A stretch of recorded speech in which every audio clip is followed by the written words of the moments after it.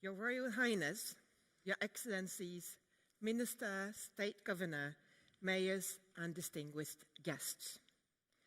A warm welcome to Bergen and to One Ocean Summit 2026. I'm especially proud to greet you here in the magnificent Håkonshallen, the main building of Norway's first royal castle. Built by King Håkon Håkonsson between 1247 and 1261, this hall served as a royal residence and a place for gatherings and important decisions. Today, Håkonshallen again once fulfills its purpose as a space for dialogue, conversation, and forward-looking decisions. This moment marks the 5th edition of the One Ocean Week, bringing together world-leading ocean experts, decision-makers, researchers, industry leaders, and young voices, united by its shared responsibility to address the most present challenges facing our ocean. Bergen is honored to serve as a host and meeting place for this global conversation. This year's summit convenes under the theme A Safe and Predicted Ocean, a theme that speaks directly to the realities we face. The ocean is the lifeblood of our planet. It's essential for climate stability, global trade, food security, and food production. Building a safe and predicted ocean means protecting ecosystems, securing maritime spaces, and fostering trust across borders. It also means using knowledge, data, and technology to better anticipate risks and to shape a sustainable and peaceful future. Welcome to Bergen, a city shaped by curiosity, knowledge, and innovation. Bergen is a leading student city with a vibrant academic community and an active role in social development. Among our university's strengths is the ocean across sciences, from climate to marine biology, geology, and oceanography, but also law and political sciences that guide how the ocean is governed. We appreciate the strong partnerships we have with other research institutions, other research communities in Bergen, as well as with industry and public administration. One Ocean Week aligns with the mission of the UN Decade of Ocean Science of Sustainable Development and emphasizes the importance of connecting people with research-based knowledge.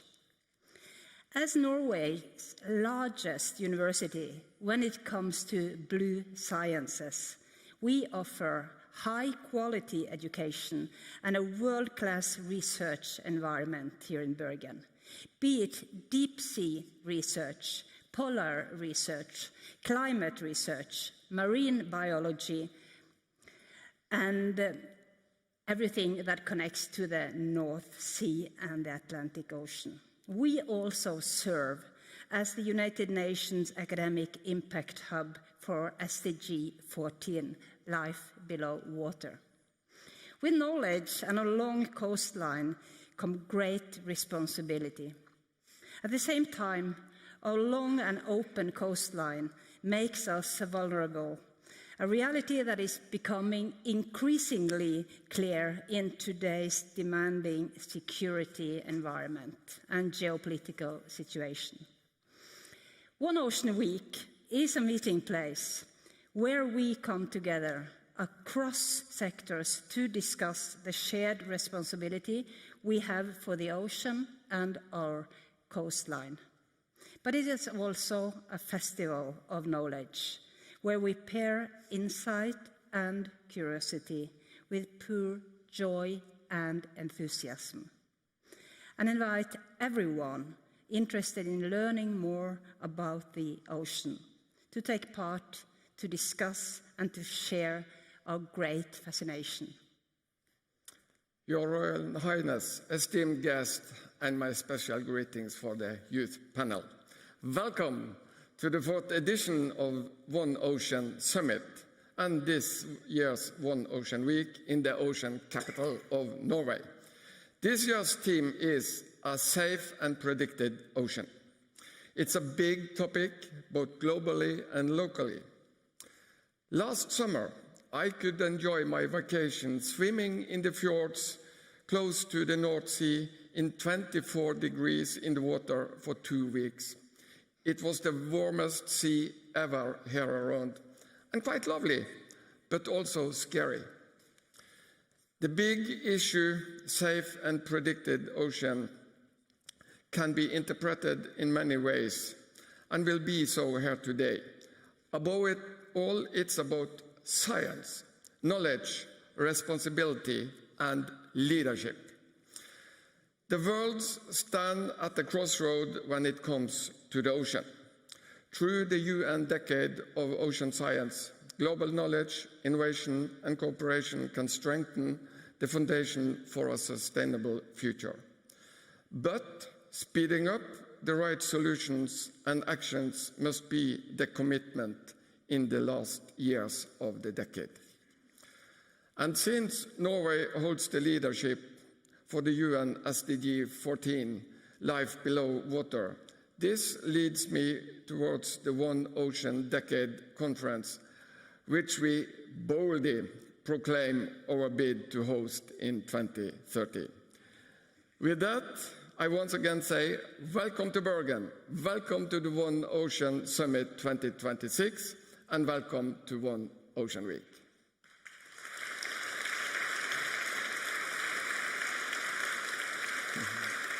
I'm good.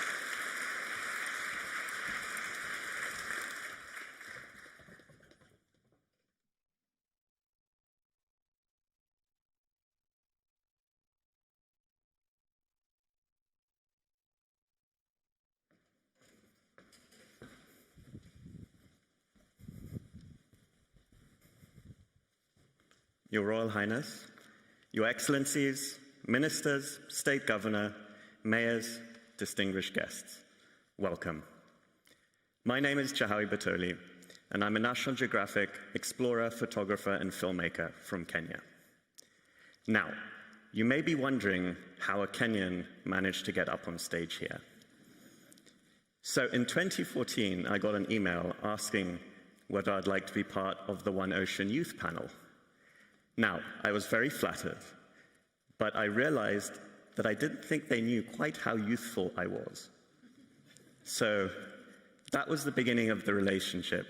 And through then, I've come on board as a kind of a mentoring role, and we've been having a lot of incredible moments with the youth panel. Now, my connection to the ocean is deeply personal. I grew up around it. I've spent most of my life exploring it.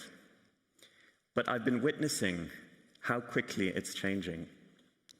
These changes are happening below the surface, a part of the ocean that not many people get to see. And that's what drew me to underwater filmmaking, because I realized if people could only see what I was seeing, hopefully they would care. But I learned pretty quickly, awareness is not enough. We are now in a time that demands action. Together with my wife, we founded the East African Ocean Explorers Club, a club that tries to get Kenyans connected to their ocean, because We have marine biologists in Kenya who've never seen the sea, let alone know how to swim. And if you can't see it, how can you study it?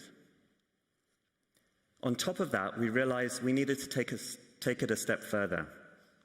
So I'm the vice chairman of the Lamu Marine Conservation Trust, and we are working to create community-led marine protected areas along the north coast of Kenya. Working with the community has been incredible because that's where knowledge lies. However, again, we realized we needed to take it a step further.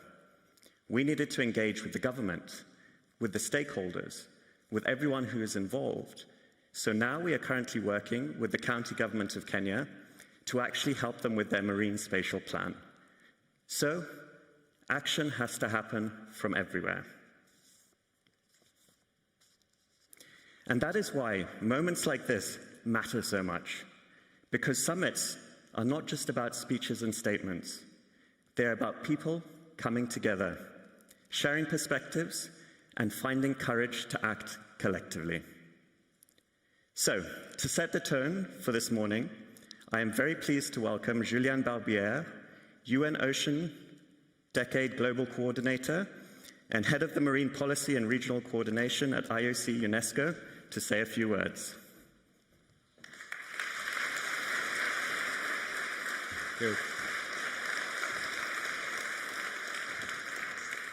Thank you very much, Your Royal Highness, Excellencies, distinguished ministers, mayors, scientists, industry leaders, youth leaders, advocates, and friends of the ocean. It's a true honor to be with you here in Bergen today, a city whose history is written by the sea. On behalf of the Intergovernmental Oceanographic Commission of UNESCO and on behalf of the thousands of scientists, innovators, and communities which are part of the UN Decade of Ocean Science for Sustainable Development, thank you for gathering here. Your presence in itself is an act of commitment. The theme of this summit, a safe and predicted ocean, may sound technical, but let me tell you what it really means. It means a fisherman in the Indian Ocean who receives a storm warning 24 hours ahead and returns safely to home. It means a coastal community in the Pacific that evacuates before the wave arrives. It means a marine protected area manager who can anticipate where coral bleaching will strike next and can act before destruction does. Safety and prediction are not abstractions. They are lives, livelihoods, and the future of our planet Blue Heart.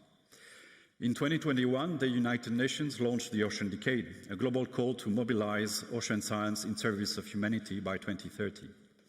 5 years in, the momentum is real. More than 600 endorsed programs and projects are active across every ocean basin, engaging over 100 countries. We are building a global movement around a shared vision, the ocean we want for the future we want. The ocean we need for the future we want. On safety and prediction specifically, we have initiatives like the Coast Predict program, which stands as a flagship example.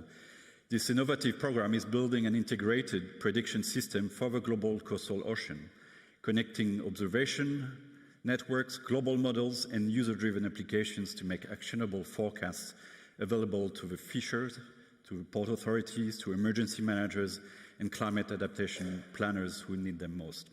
This is the decade in action. Knowledge co-created with purpose, not produced in isolation. Yet we stand at a midpoint, not a finish line. Our Vision 2030 white paper on increasing community resilience to ocean hazards sets out clearly what must still be done.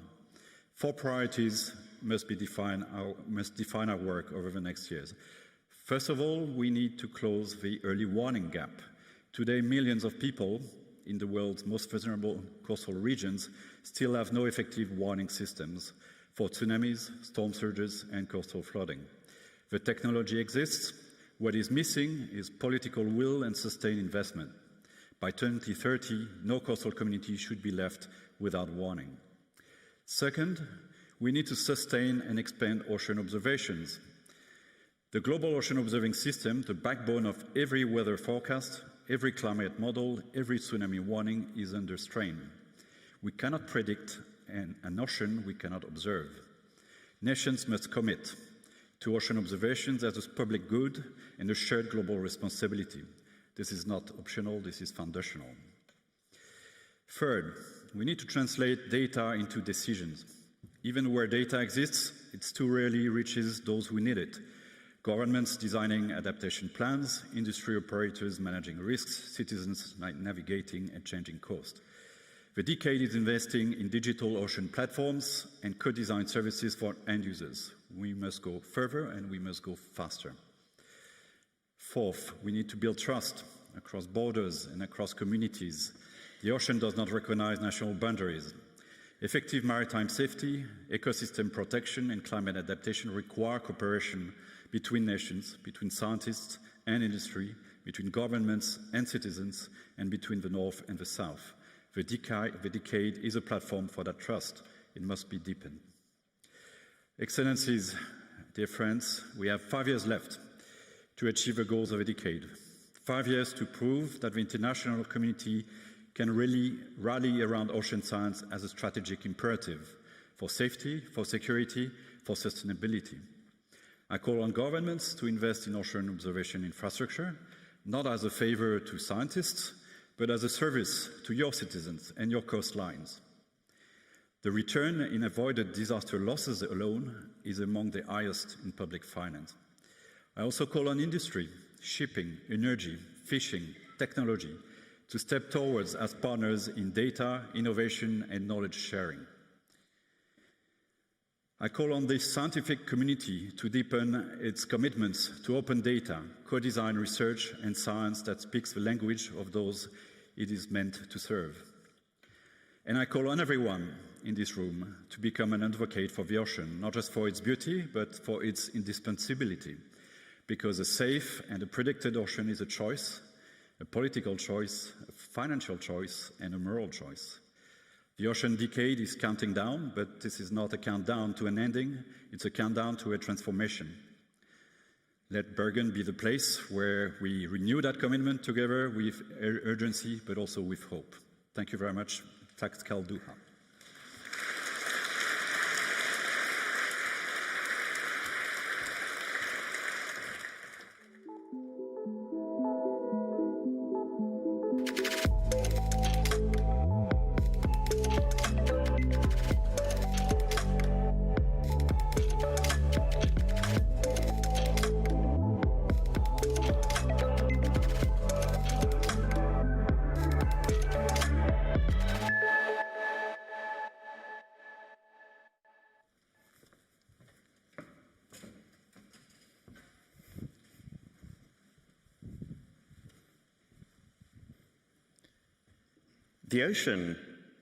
The oceans have been humanity's lifeblood for thousands of years. Across them, we have shared knowledge, culture, science, language, food, art, and even people. In many ways, the world as we know it today exists because these vast connected waters connect us all. But for as long as we have sailed them, there has also been a darker side. Conflict over resources, clashing ideologies, slavery, colonialism, all traveled the same routes that enabled progress. While some of these forces have evolved, their underlying drivers remain. Today, we face even greater challenges: collapsing marine ecosystems, ocean acidification, the loss of coral reefs, and the slowing of major currents, alongside the accelerating impacts of climate change. And an increasingly unstable geopolitical landscape means we find ourselves navigating a growing state of uncertainty and insecurity. When the seemingly irrational decisions of a few can significantly shift the trajectory of our planet, I believe it is time for the rest of us to come together, to be collectively stronger, and to better steer our world in the right direction. Yet, this is not only a moment of risk, but it is also a moment of possibility. We are living in an extraordinary time where the world is more connected than ever. We have the knowledge, the technology, and the talent to confront these issues. Across disciplines and borders, people are stepping forward, not just with awareness, but with willingness to act. That shared momentum has the power to drive real change. So what does it actually mean to have a safe ocean? It means an ocean that is healthy and resilient, where ecosystems function, biodiversity is protected, and natural systems come to regulate the climate we all depend on. It means an ocean that is safe for people, food security, livelihoods, industry, and for the coastal communities facing growing risks from storms and rising sea level. And it means an ocean we understand well enough to anticipate change rather than react to it. Because safety in the ocean is not just about the absence of danger. It is the presence of knowledge, foresight, and cooperation. Geopolitics can divide, but it can also unite. In facing shared challenges, there is a real opportunity to strengthen collaboration and build new partnerships, because no matter where we are in the world, we are navigating the same ocean. So the question is no longer whether we can work together, but whether we are willing to do so at the scale and speed that this moment demands. And with that in mind, I'd like to introduce Julian Barbiere, professor at the University of Copenhagen, research fellow at the United Nations Institute for Disarmament Research, and associate fellow at the Charles Telfair Center in Mauritius, to speak to us about protecting our oceans.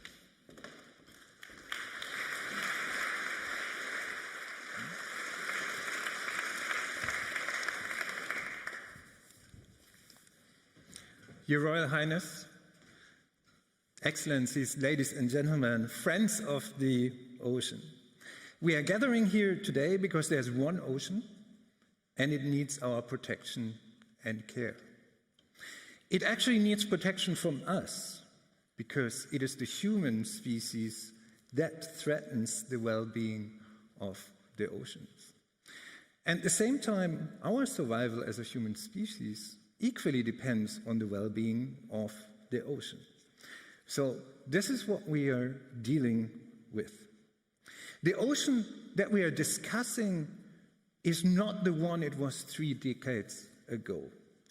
Human activities at sea have expanded to unprecedented levels since the 1990s.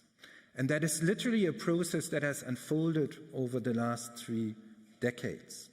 Whether it's energy infrastructure, oil platforms, wind farms, they have fundamentally reshaped how ocean surfaces look today. Shipping networks have significantly expanded and now form the backbone of global supply chains. Coastal tourism, cruise line industry have also grown to unprecedented levels, and the same goes for fishing, aquaculture, and so on, and I could continue along this list. A team of Swedish researchers have recently called that the blue acceleration. The blue acceleration that has fundamentally transformed how the oceans look like today. And this has 2 implications. First of all, we are becoming more and more dependent on the sea. And secondly, with these new dependencies, we are also facing increasing vulnerabilities. The current crisis in the Strait of Hormuz is perhaps the most powerful example in this regard. It shows us these new vulnerabilities. Restrictions on navigation through these crucial waterways had global repercussions. It sent shockwaves through the global economy, and countries in the global south are currently hit the hardest. It is not only us paying higher petrol prices, but it is countries that cannot afford energy supplies anymore or dependent on fertilizers going through the strait. This is in many ways an extreme case for these new vulnerabilities that we are looking at. However, there are many other less visible maritime challenges that significantly undermine ocean development and protection. Think about persistent crimes such as maritime piracy, illicit fishing activities, human slavery on board vessels, or the broad range of environmental crimes at seas. Now, addressing these vulnerabilities, that is the heart of the maritime security agenda. And in many ways, there are also good news, because maritime security has seen unprecedented attention lately, mainly driven, however, by discussions on the protection of critical maritime infrastructure and debates on how to address substandard shipping, or what is often called the shadow fleet. At the United Nations Security Council in New York, we had 2 major debates on maritime security in 2025, and another major debate is only going to happen in 2 weeks. And what you could see at the debates in New York is actually very good news. There's a broad consensus now that at a United Nations level, we need to do more to protect the oceans, not the least because protecting the sea is a global responsibility.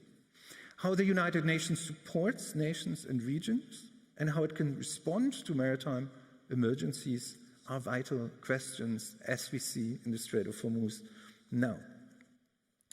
Colleagues and friends, another major event also happened in 2025, and that was the 3rd United Nations Ocean Conference that took place in Nice.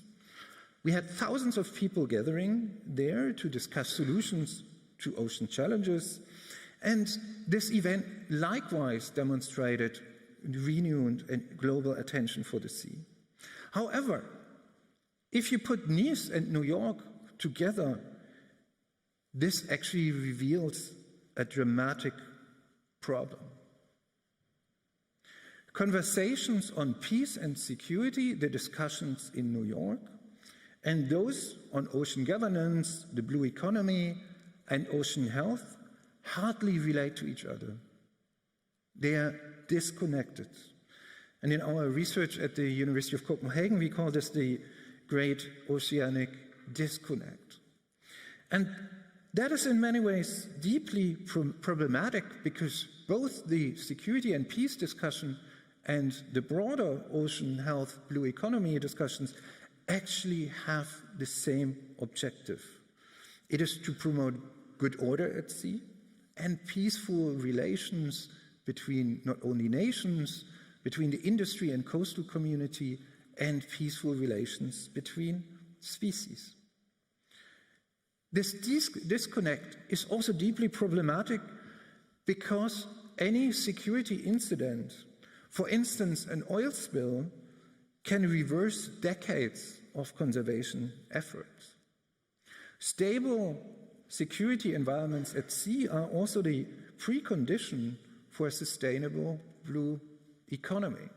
So if we do not start matching and relating the security discussions better to the broader ocean debates on blue economy, on ocean health, we will not achieve our aims, because the risk that our efforts are reversed through our security incidents are extremely high. Maritime peace efforts are further undermined by increasing geopolitical fragmentation. And at a time when the ocean actually requires planetary thinking, the world is increasingly being organized in blocks and rivalries and adverse relationships. That is not very good news. And the recent failure to conclude a UN Security Council resolution on the Strait of Hormuz, limited progress in decarbonizing shipping at the International Maritime Organization, or the gridlock in the current plastic treaty negotiations are all warning signs that geopolitical fragmentations will really hamper what we can do to protect the sea. Let me, however, also end on a bit more positive note.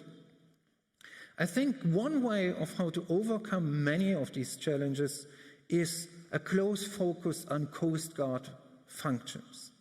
Coast Guard work very often receives less attention. It is the quiet, everyday work of protecting the seas, of enforcing the law.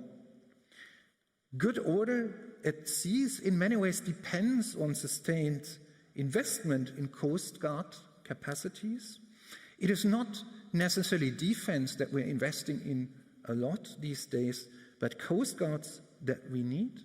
Because let's not forget that the strongest deterrent against any form of maritime sabotage, for instance, or against illegal fishing is not an aircraft carrier, but it is the consistent, everyday Coast Guard patrol. And what we need is also a regional cooperation between these Coast Guards, because countries in regional seas, whether that's the North Sea, the North Atlantic, and beyond, need to work closely together. I leave it here. I thank you for your attention and look forward to the discussions over the entire day. Thank you so much.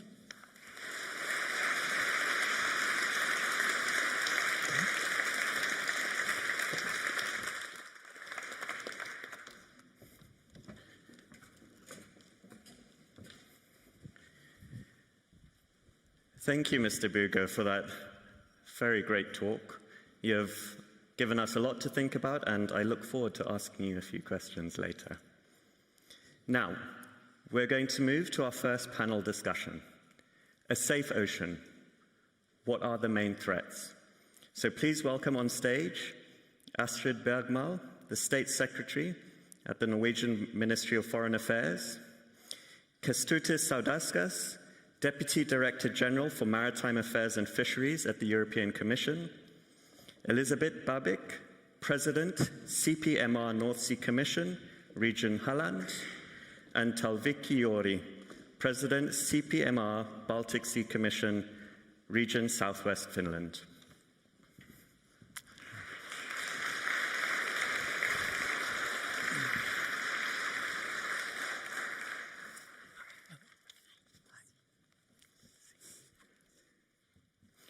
So, the Conference of Peripheral Maritime Regions, CPMR, is an organization bringing 150 regions from 24 states from the European Union and beyond, which advocates for a more balanced development of the European and regional territory.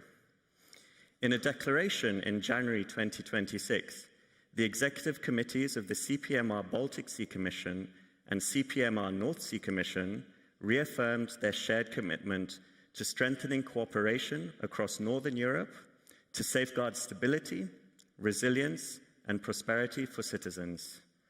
Mrs. Babik, could you please give us a brief overview of the declaration and what was the need for this declaration and why now? Well, thank you. As you said, earlier this year in January, we met in Stockholm, our both commissions, and we agreed on a joint declaration because of to strengthen the cooperation between us for the Northern Europe. It connects closer to the theme that we have here today as well. It highlights how the North Sea and the Baltic Sea are really a part of the same connected ocean space by the environment as well as economy, and also when it comes to security. And we know that is a really important topic this time in this geopolitical time as well. So the declaration puts it closer to cooperation across these sea regions. It is a key to ensure stability, resilience, and prosperity for our citizens. The North Sea and the Baltic Sea are facing the same challenges with security and defense, critical infrastructure, energy transition, and environmental pressure as well. So it makes us natural partners. So with today's security situation, increasing uncertainty and tensions, the cooperation and connections matters more than ever. So it's so good that we are here together today as well, me and the President Talviki Jori, in this panel, because our declaration isn't just words of paper, it's a really concrete step.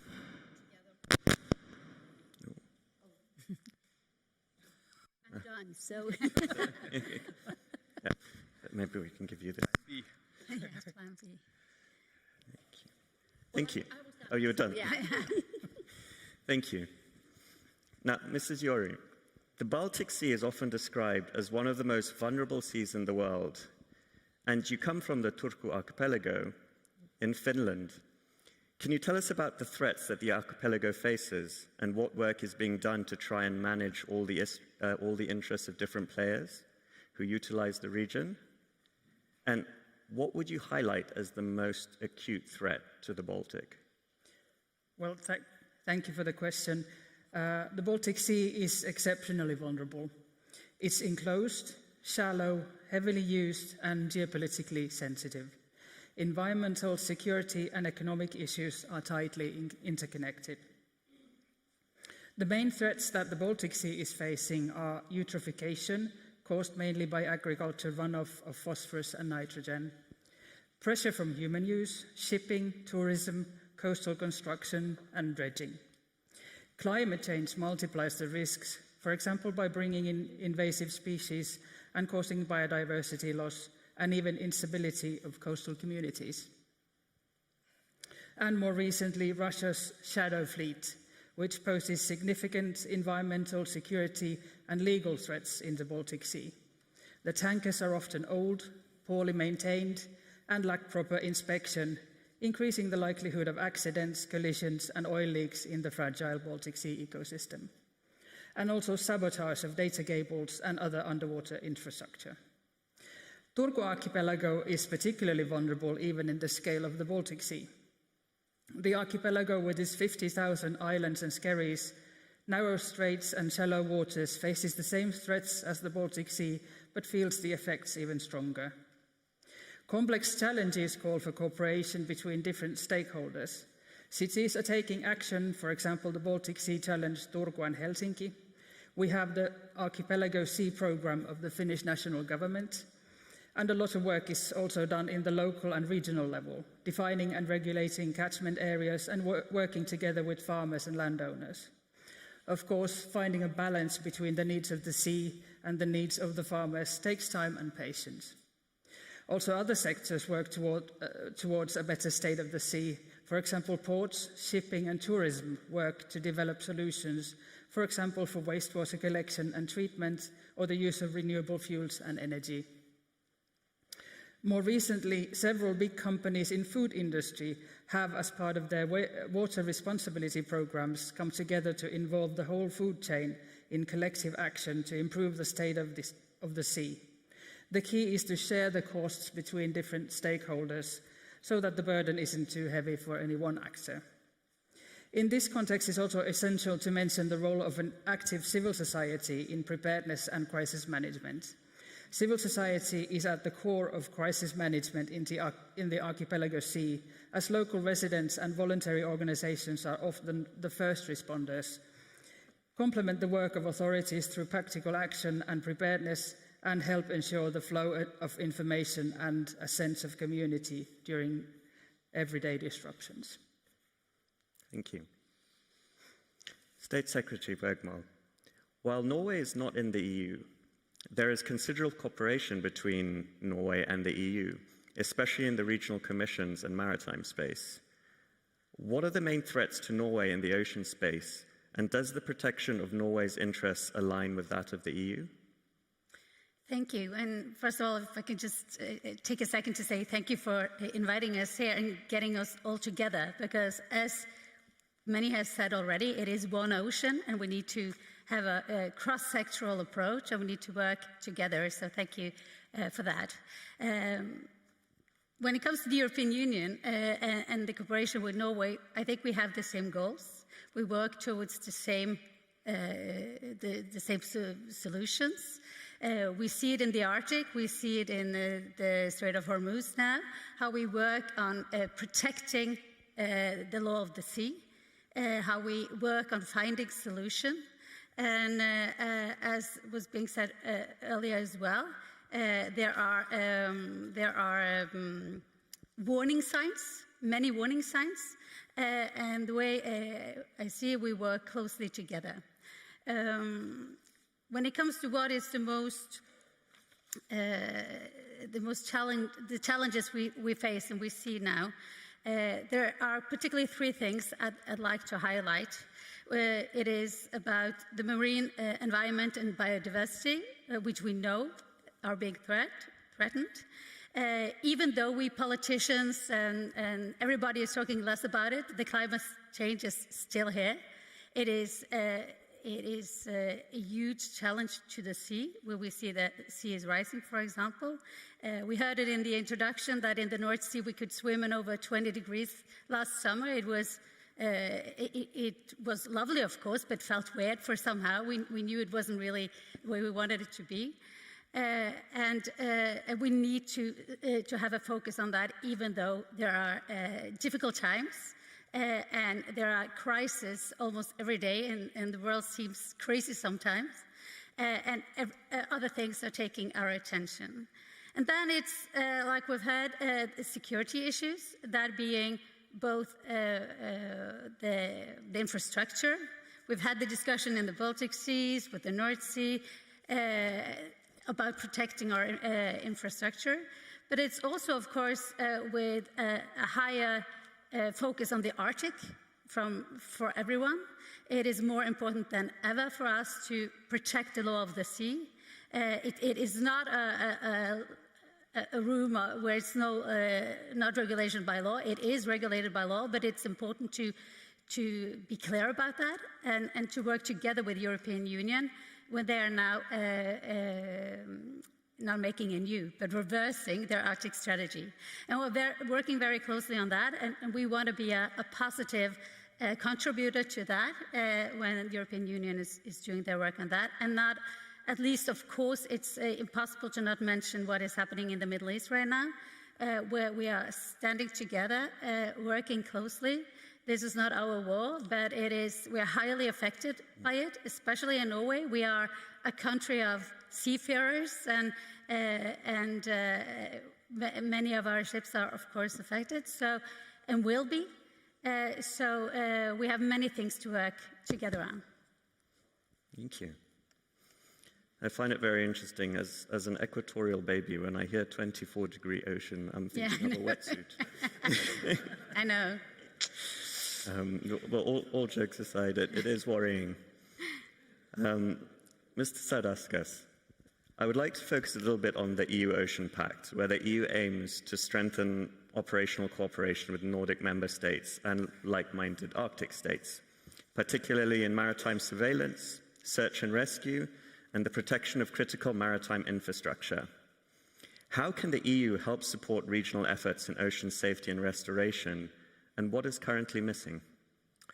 Right. Well, first of all, thanks again for doing this event, and of course the presence of Royal Highness, the ministers here, attests really to the importance that ocean needs to get from all political leaders all across the world, because we all realize that without a consensus, even though sometimes we do have some outliers in politics, but those are usually temporary, we simply won't be able to manage the ocean sustainably and responsibly, because it's too big for the humankind to do it alone in different nations and in different regions. And that's precisely what European Pact is doing, because what we've realized is that as a European Union, we are the Oceans Union, and we need to take that kind of responsibility. But we also need to take the ocean with all the complexity that comes, because I was already outlined here in the beginning, ocean is under immense pressure from many human activities, whether it's shipping, energy, fishing, security now, tourism, or just about anything that we do has a link to the ocean. 99% of all the cable data goes through the ocean. Most of the trade goes through the ocean. Every second molecule of oxygen that we breathe comes from the ocean. Ocean is a major regulator of climate, and still it fails to do that because it's already too much. So that's why in the pact we are addressing it through many different ways in a matrix sort of style. First, we'll look at the health and sustainability of the ocean and the protection of these ecosystems and restoring where it's needed. And we do that also through a hard way, meaning through restoration law.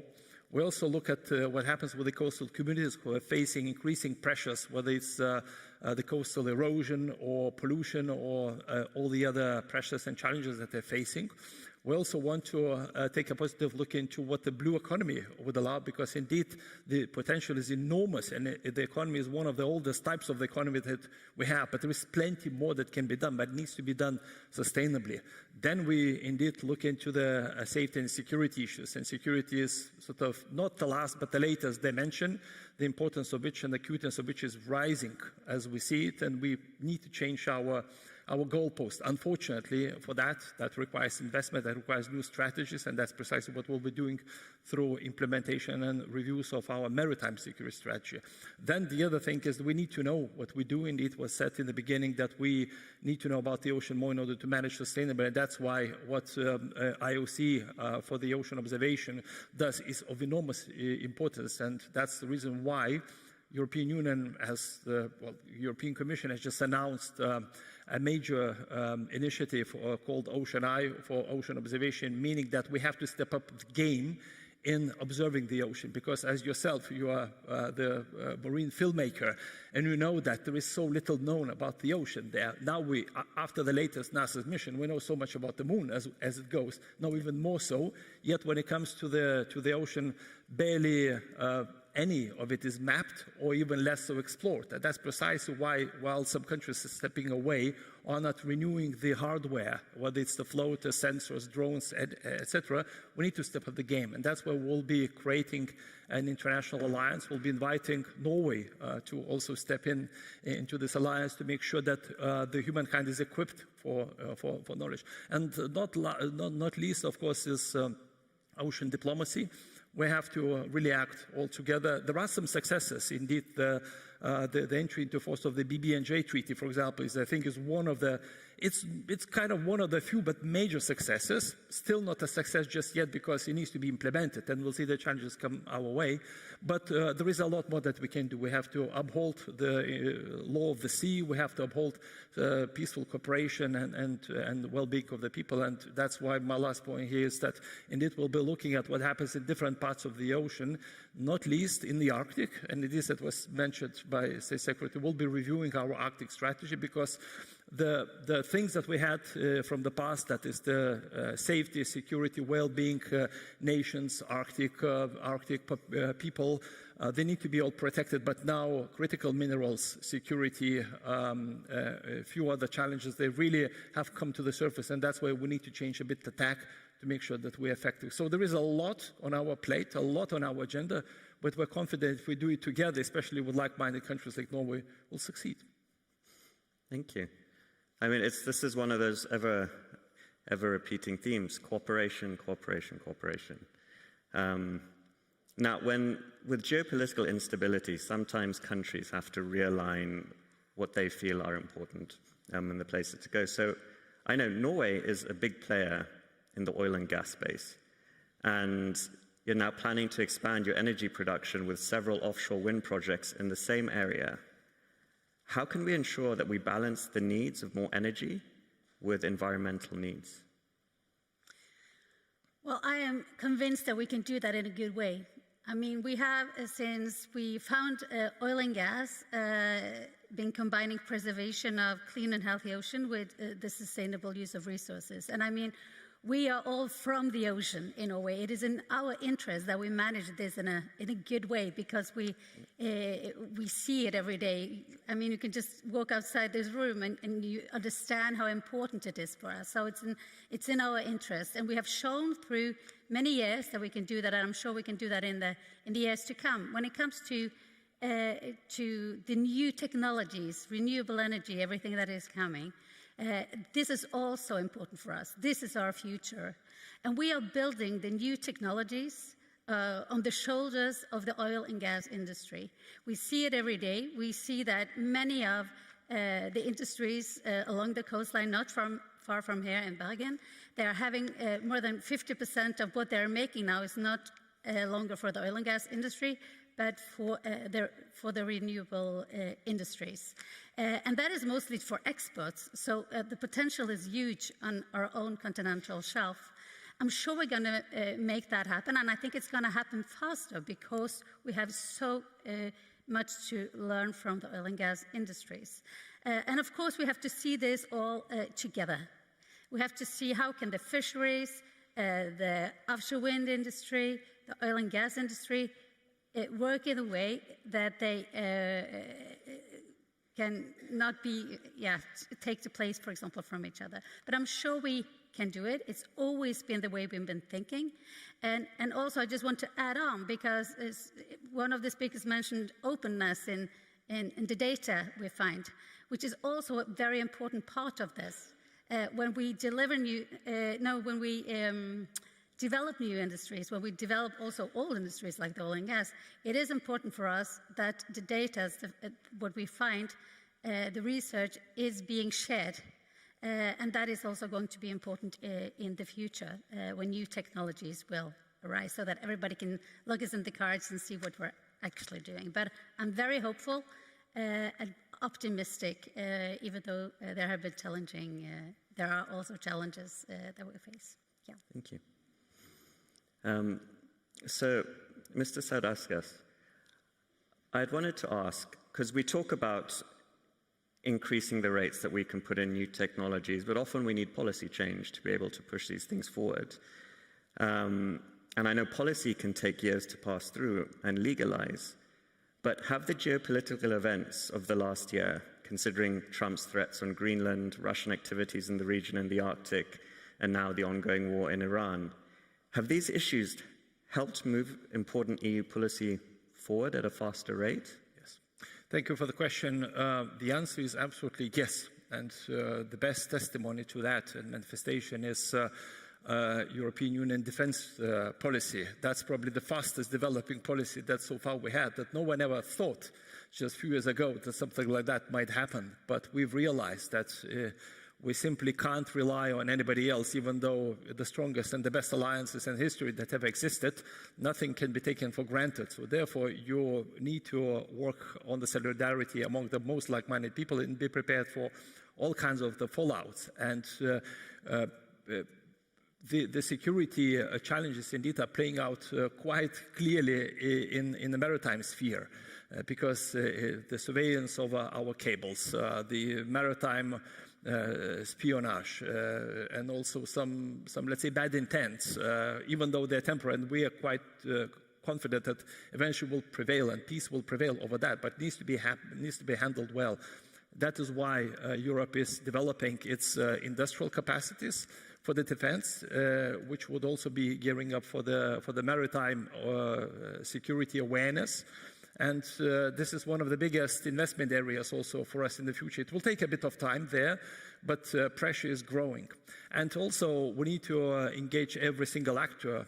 Here again, in one of the opening statements, the Coast Guard role was mentioned here. In fact, lots of our authorities and lots of our actors who are out in the sea, they can play a part here. For example, the fishers, all of a sudden they realize that they aren't just fishers anymore in the sea. They are also the stewards of the sea, because they observe the sea, they tell what's really happening, and they can really work for the common good here.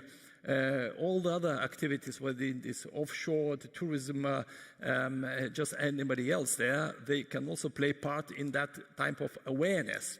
Not to say that they need to be engaging in any combats of that kind there, but the awareness and the data collection, and also making sure that everybody knows what's really happening out there is a new change. Now, that's precisely what the Ocean Observation Initiative would be doing, is sort of preparing the ground not only for the hardware, but also for the software. That's why we are developing the digital twin of the ocean, a completely new groundbreaking tool to model ocean in a completely different way for the prediction and for making sure that we test our policies on the screen before we go out in the sea and probably make some mistakes. But all that requires indeed change of the policies that you've said, and that's exactly what we're doing. Perfect, thank you. And I know later on today we're going to talk a little about the digital twin. But while time is moving rapidly, Mrs. Babik and Mrs. Yori, I wanted to give you both this question. So both of your commissions have adopted this joint political declaration. Where do you see the greatest potential for strengthened cooperation between your sea basins? Well, I will use this one. This is a small challenge between, compared to what we really have kind of challenges. The expansion of offshore energy is a crucial thing to do to more like Europe's energy independency as well as security things. And we play a really important role in helping Europe reduce dependency and meet climate goals as well. And at the same time, the North Sea is really busy. I mean, it's fisheries, energy, shipping, defense, and nature protection. We all compete on the same space as well. So it is a really challenging thing to plan all this with and to do it with stability as well. And therefore, it's so important that we do cooperate together with all actors, especially with the coastal regions, because everything that happens offshore affects our coasts, the fisheries, the communities as well, and the economy, of course. As Sadauskas said as well, it's like the EU Ocean Pact will help us to manage this together, I think, in our basins as well. And on top of that, North Sea Commission welcome the Greater North Sea Basin Initiative, because there you really work together with stakeholders, together with the European Commission, to try to solve this together with all the sectors with the spatial planning. So to succeed, the region must be a part of this and closely involved, because we are the bridge to the citizens. We are the one who really do the handiwork with this, because it's really important that we can be, because we are the one who do the practical thing here. Thank you. Thank you. Mrs. Yori, do you have anything to add? Well, just as Elizabeth said, regions and municipalities are the closest link not only to the citizens but also to the critical infrastructure. That's why they play an essential role when it comes to preparedness. Northern European regions want to work strategically and together. Cooperation with countries like Norway that are key partners, even though they're not members of the European Union, is an essential element of the security and energy system of the region. I would say the greatest cooperation potential lies on one hand in maritime safety and preparedness and protection of critical maritime infrastructure, and on the other hand, energy systems at sea and resilient transport connections. Stronger cooperation between sea basins, such as ours, helps avoid fragmented solutions and support stability across Northern Europe as a whole. Perfect. Thank you so much. I think we have come to the end of our session. Thank you all for coming and participating in this panel. Okay. Thank you. Thank you very much. Perfect. Thank you.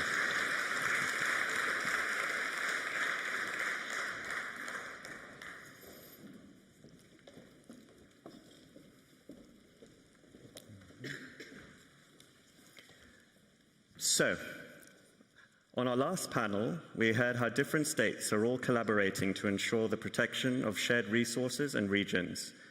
Now, with this next panel, we're going to delve deeper into ocean security and how do we actually keep our oceans safe.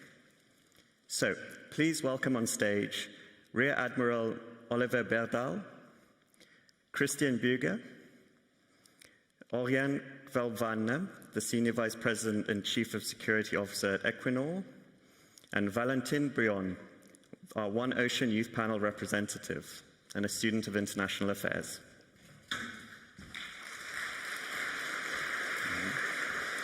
Welcome. Now take a seat.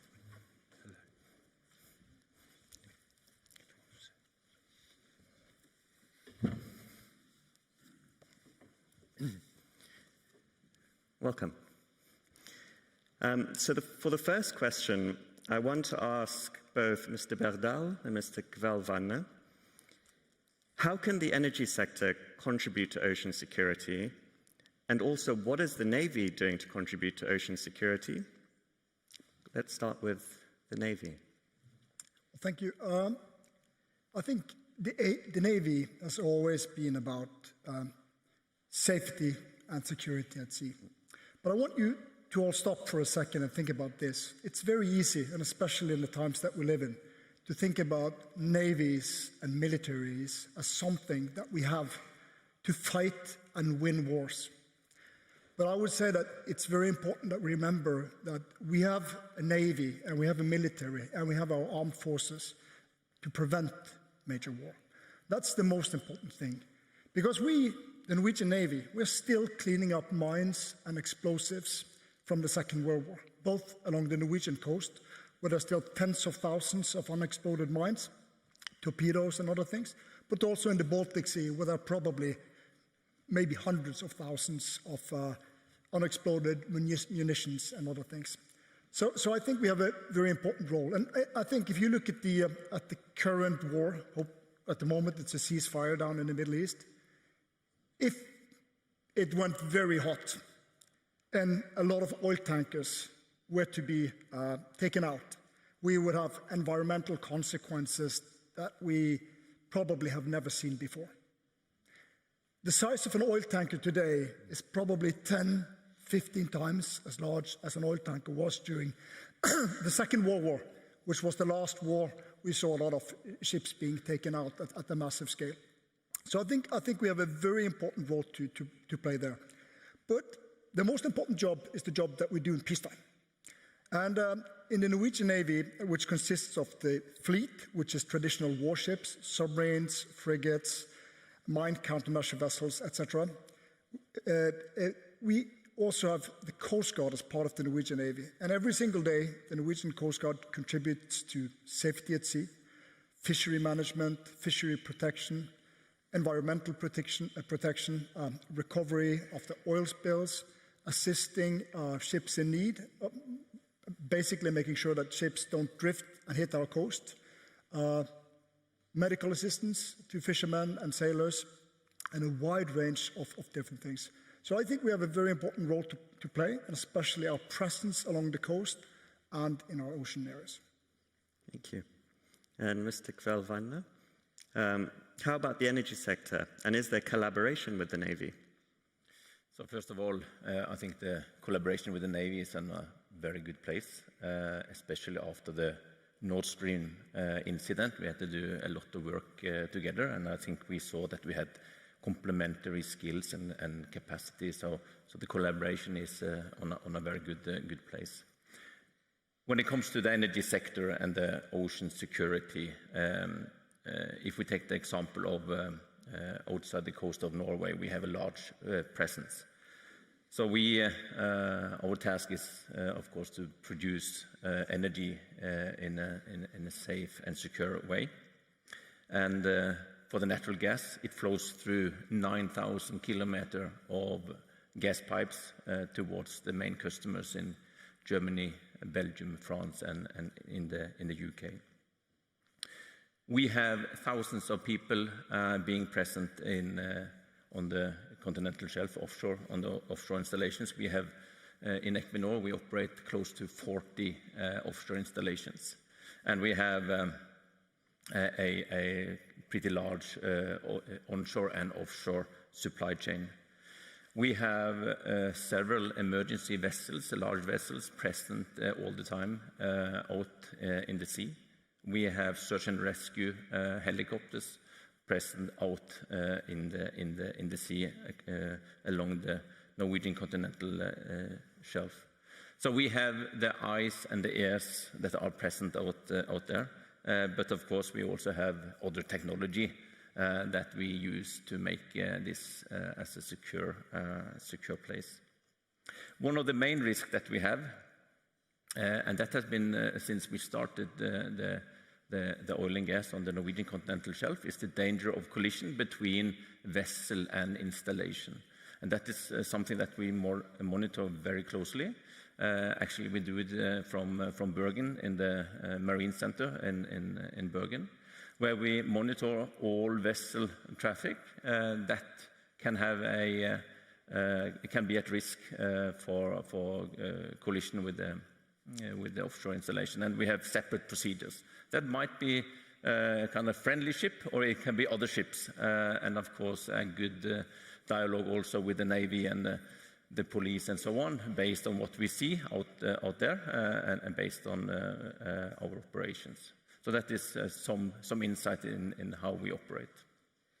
Thank you. Now I'm going to move to Mr. Ørjan. As a French student in international affairs, what is your perspective on the future of ocean security, particularly from a European standpoint? Well, thank you. First, if you don't mind, I would like to go back to this notion of security. Are you sure this is the right name? I'm asking a good question, because in international affairs, in my studies, this notion of security is always coming. Maritime security, ocean security. When it is no less than a matter of survival. What ocean will be left to defend in face of climate change?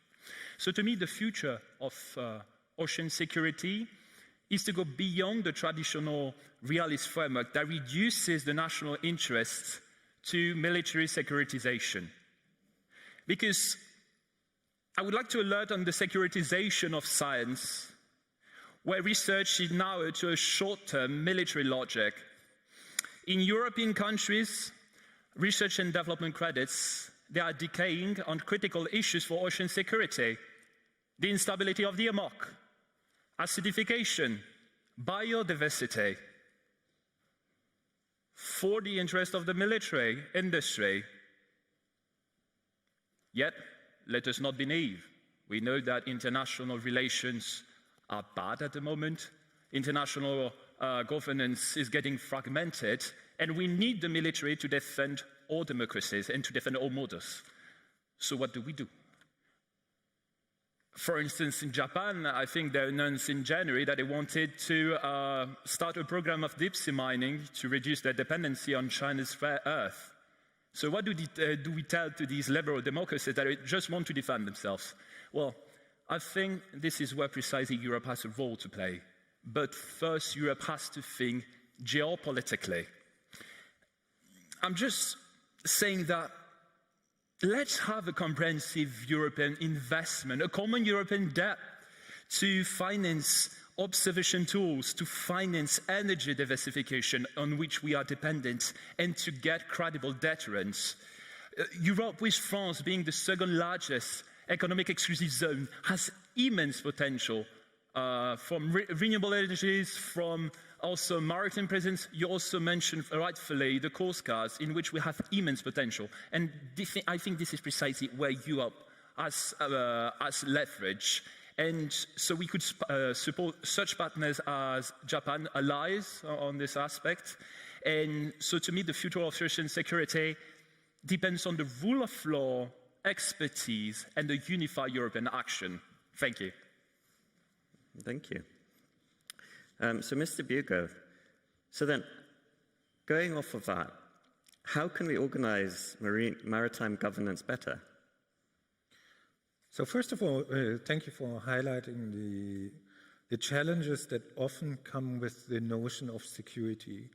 In my earlier address, I spoke about the problem of connecting different professional communities, and that is very often linked to this concept of security, because let's face it, environmental practitioners, they're not necessarily familiar with the military, and they're scared of all the baggage that the notion of security comes with. So this is why I hope we can embrace a little bit more a language of protection, a language of care, and also indeed a language of maritime peace. I think we should talk much more about peace at sea than we do so far. And I think the notion of care is actually super important, because it also implies that we all do care. And I know everyone who is here in this room today cares. But what about the high school students? What about the university students? Do they all care about the oceans? Do they have enough knowledge and understanding? Do we train and educate them well enough to understand why the oceans matter? So that is my first answer. We need to embrace a language of protection, peace, and care, and do more in the space of ocean literacy. The other thing I would like to highlight here is the importance actually for thinking about maritime security governance or maritime peace governance as something that happens in different places. So what we actually need is a close interaction between a global level. Let's not forget, protecting the seas is a global responsibility, not the least because of the transnational character of the majority of ocean industries. We need, at the same time, the level of regions, and whether that is terrestrial regions, such as the European Union, right? Europe thinks from the land, right? Or the African Union thinks from the land, but also on the level of regional seas, the North Sea, the Red Sea, the Baltic Sea, and so on. And then last but not least, also the national level. Right? And I always highly appreciate how far advanced actually Norway is in organizing its maritime security sector and so on. But at the same time, if it's only Norway and not the North Sea and not the North Atlantic and not the global level, if we don't have the right norms and standards in place that eventually have to come from the United Nations system, then there's a lot of room for improvement. So maritime security governance, if it works, then we need to approach it through a patchwork of global, regional, and national levels. Thank you. I want to come to a point that one of your first points in terms of wondering, are we teaching university students the right thing? Are we really getting the idea of ocean security, ocean health out to that level? So, Mr. Bjorn, I'm going to ask you a question. So, regarding rising international tensions, is maritime international law still relevant? What's your perspective? Well, not to quote my president, but for sure. No, more seriously, I think it was the French jurist Jean Carbonnier that used to say that we were only perceiving international law through its failures and never by its achievements. But let's take, for instance, the BBNG Treaty. Huge achievement, we talked about it. We have countries that are portrayed as strategic rivals that sat around the table and decided to ratify it because they understood it was in their long-term interest, it was vital for them, for their security, to protect biodiversity. It's part of ocean security. But the question is, how do we frame this notion of long-term interest? Well, it's thanks also to the commitment of other countries that are going to help framing it. For instance, my country, France, and Costa Rica, in UNOC 3, they tried to help negotiate to have this kind of political consensus. And this is a huge part of it. But yet again, it's not because I'm young that I'm blind. We know that, of course, international law is being violated by the moment I speak, right? The Strait of Hormuz, or so many aspects. We all know about this. So again, what do we do?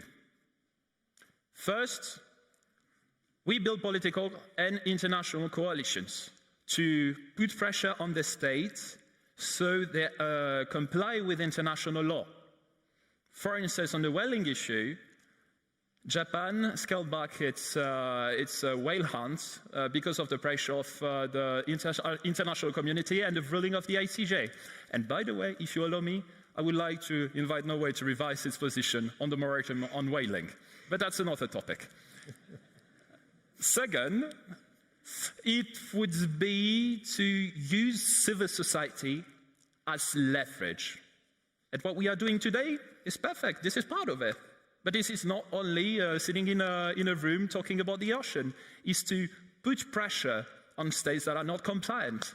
For instance, NGOs putting name and shame campaigns until the states change their behavior. And that have worked pretty well. Because if you see, for instance, Thailand, they were doing slavery and IUU in their waters.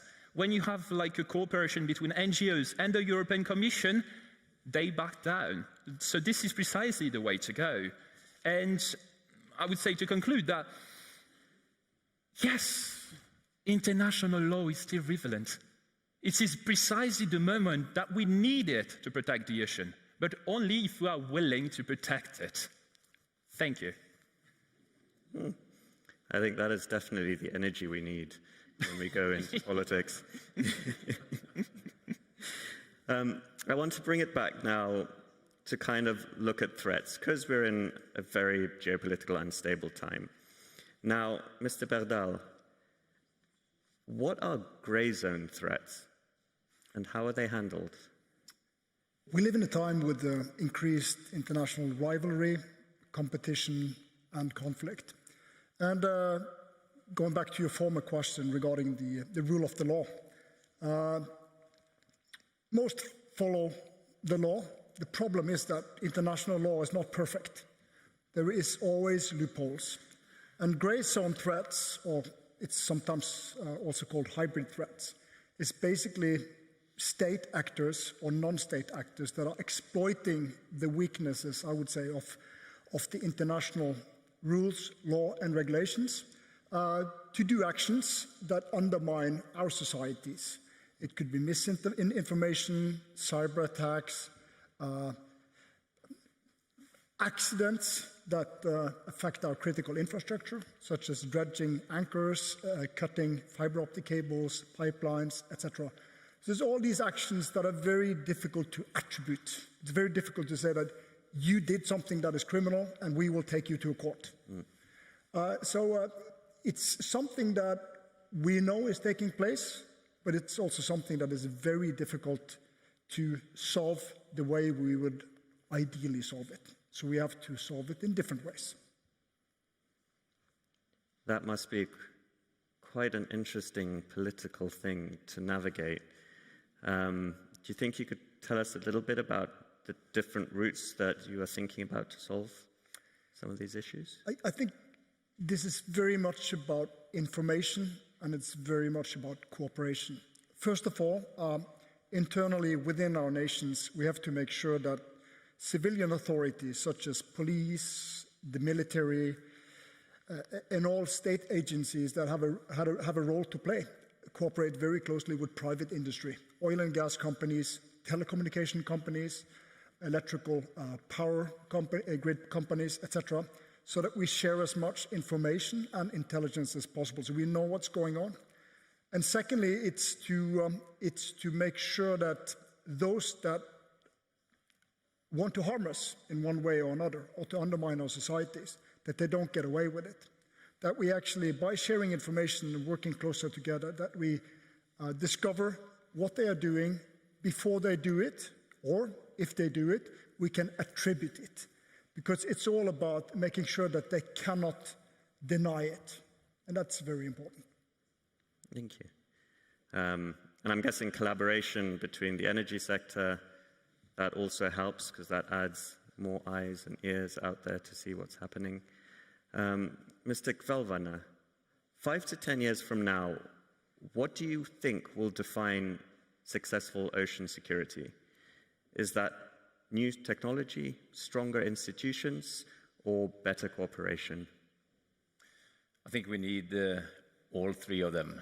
But I think actually the collaboration will be the most important. So let me elaborate a bit on that. When it comes to on the Norwegian continental shelf, 10 years from now, let's say 2035, it will have an activity level similar as of today. So in Equinor, we have plans to invest and to keep up high production and to be a reliable producer of energy for the customers. But to make the Norwegian continental shelf even more secure, we need to invest, and we need to invest in technology. We have a lot of sensors, robotics, drones, and so on already today. But of course, the impact of AI will also benefit our activities. So when you have a lot of data, it's about structure the data and to get the picture that you can kind of utilize, and very often together with like the Navy and other authorities. But the problem or the threat that we need to realize is that also the threat actors will have access to some of the same capabilities. So this is a race that we need to run all the time. We need to do investments to get stronger barriers. We need to invest in cybersecurity to make kind of the systems even stronger. So we will be better on the monitoring, we will be better on the detection, and we will be earlier on the response, but the same is with the threat actors. So we believe really that kind of the key element here is how we collaborate within the industry towards the authorities, the police, the Navy, the other part of the authorities, how we train with all these authorities and within the industry.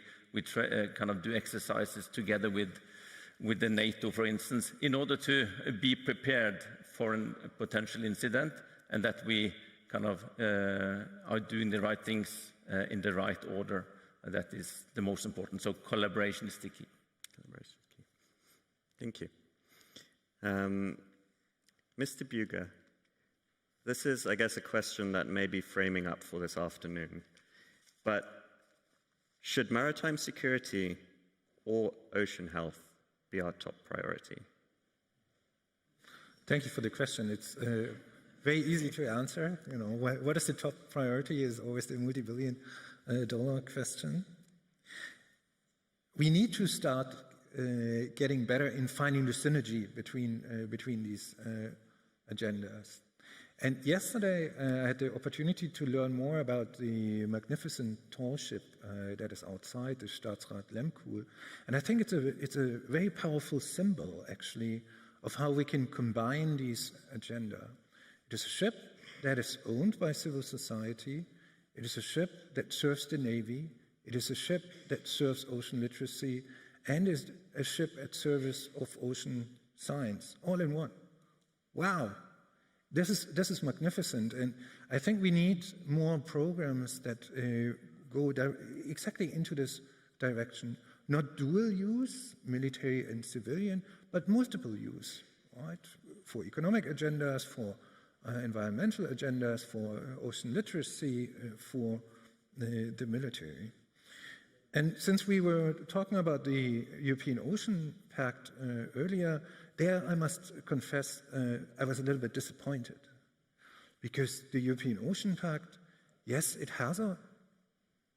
covers all of these issues, but it does so in separate chapters, right? And there's one chapter on ocean literacy, and there's one chapter on the blue economy, and no one ever tells us how these chapters actually hang together. And the chapter on maritime security is a very good example, because it proposes a mega monster drone network for Europe. And that's probably a good idea, because we need to improve our maritime surveillance, or what in the technical lingo is called maritime domain awareness. But if we're actually installing this mega drone surveillance network, will it be of benefit to conservation efforts as well? Will it serve blue economy interests? Will it feed into the ocean eye and the ocean observation structures? And from the Ocean Pact, I do not get any answers. So we really need to get better in this ocean discussion to stop compartmentalizing things and put it in the security drawer or in the health drawer and so on. And I know this is not really an answer to the question of what is the priority, but I think we need to get better in building these bridges, overcoming these disconnects, and finding these synergy spaces, because it's also about spending less resources for more, and also thinking ahead. All the money that we're now spending on defense, can we actually spend it in a way that serves several benefits? So I think it's actually quite important. Thank you. This is more of a general thought that I had just now, and it's almost an open question.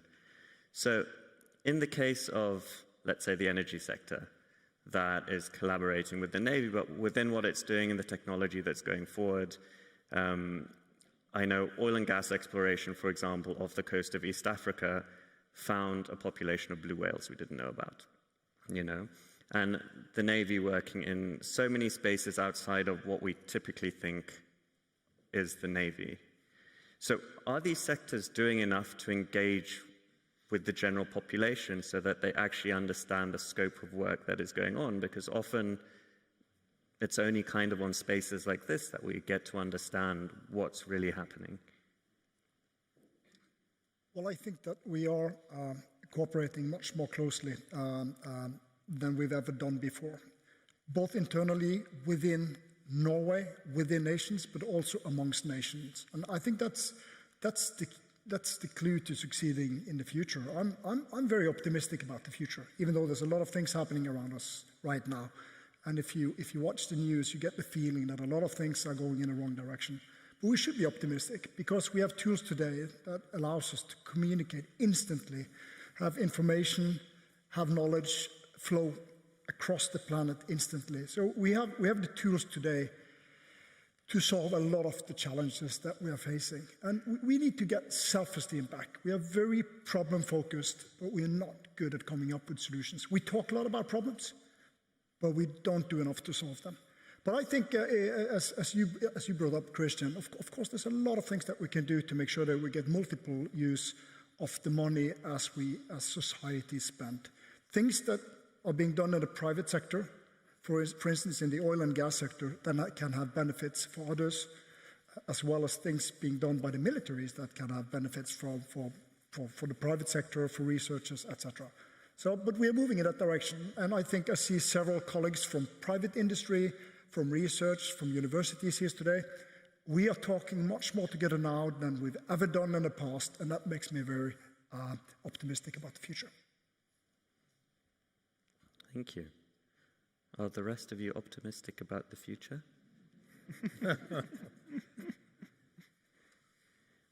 Would anyone? Yeah. Yeah, no, I fully support Oliver's statement, and I think with kind of more communication and collaboration between private sector and the authorities, also based on like kind of the Nord Stream incident, so a very important kind of event to secure in a good way, but that open also other kind of areas. So when information starts to flow, very often kind of more information also start to flow, and you see that you kind of the meeting arenas are bigger. So I'm positive. Thank you. May I jump on this? Please, do. Quick question. Do you like Shakespeare? Do I like? Shakespeare. Do you like him? Yes. I think I'm traumatized from school. Yeah. But I can certainly agree to some extent to that. But still, you know, in Macbeth, I think Shakespeare wrote that security was Morto's chiefest enemy. Why do I say that? There is no security left. We aren't safe anymore. The urgency is here. The tide is here. The time to act is now. International law is being violated. We talked about the Russian fleet, the Russian shadow fleet. Well, we need more countries like France, just like getting them and telling them, no, it's not possible anymore, because there is no obstacle to safety now. We need to go beyond that and act now. Fight the tide, act. Thank you. Merci. Merci beaucoup. Mais de rien. No, thank you all. That was a very enlightening conversation. Definitely now is the time to act, but through cooperation, that's the way we will do it. Perfect. Thank you, gentlemen. Thank you. Perfect. Thank you so much. Thank you. Thank you. Well done. Yeah. Perfect. Do we need one more chair? Thank you.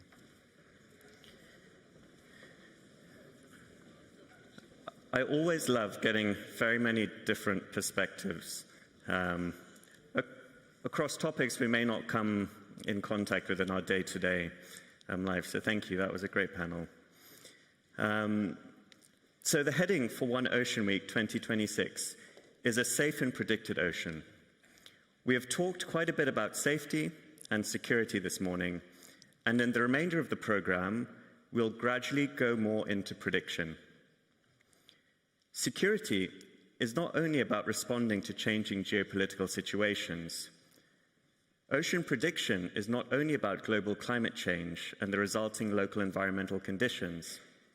Present and future human activities along the coast and in the oceans have a key role to play for safety and security and for predicting the state of ocean ecosystems.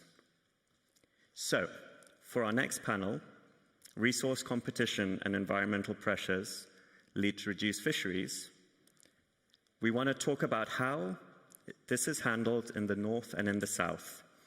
So, in order to enlighten us about challenges and opportunities in managing human activities along the coast, we are pleased to have with us Ramalingam Chandrasekhar, the Fisheries Minister from Sri Lanka, Marianne Sirvester-Næss, Minister of Fisheries and Ocean Policy from Norway, and also Nils Gunnar Kvamstad, Director of Norway's Institute of Marine Research.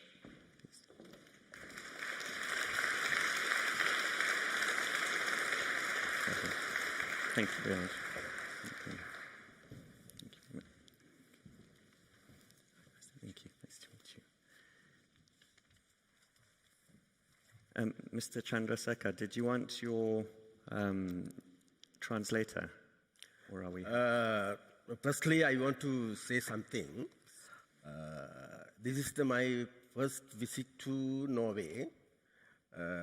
Other one, this is my first international summit in this one. Therefore, firstly, I would like to thank Bergen. Other ones, I want to say, my English is very poor, okay? If you give the translation to me, my secretary also here, I think if you call him, then yes. I can do. Yes, please join us. Yes.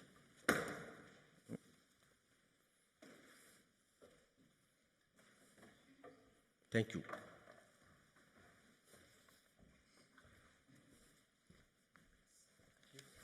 And I have.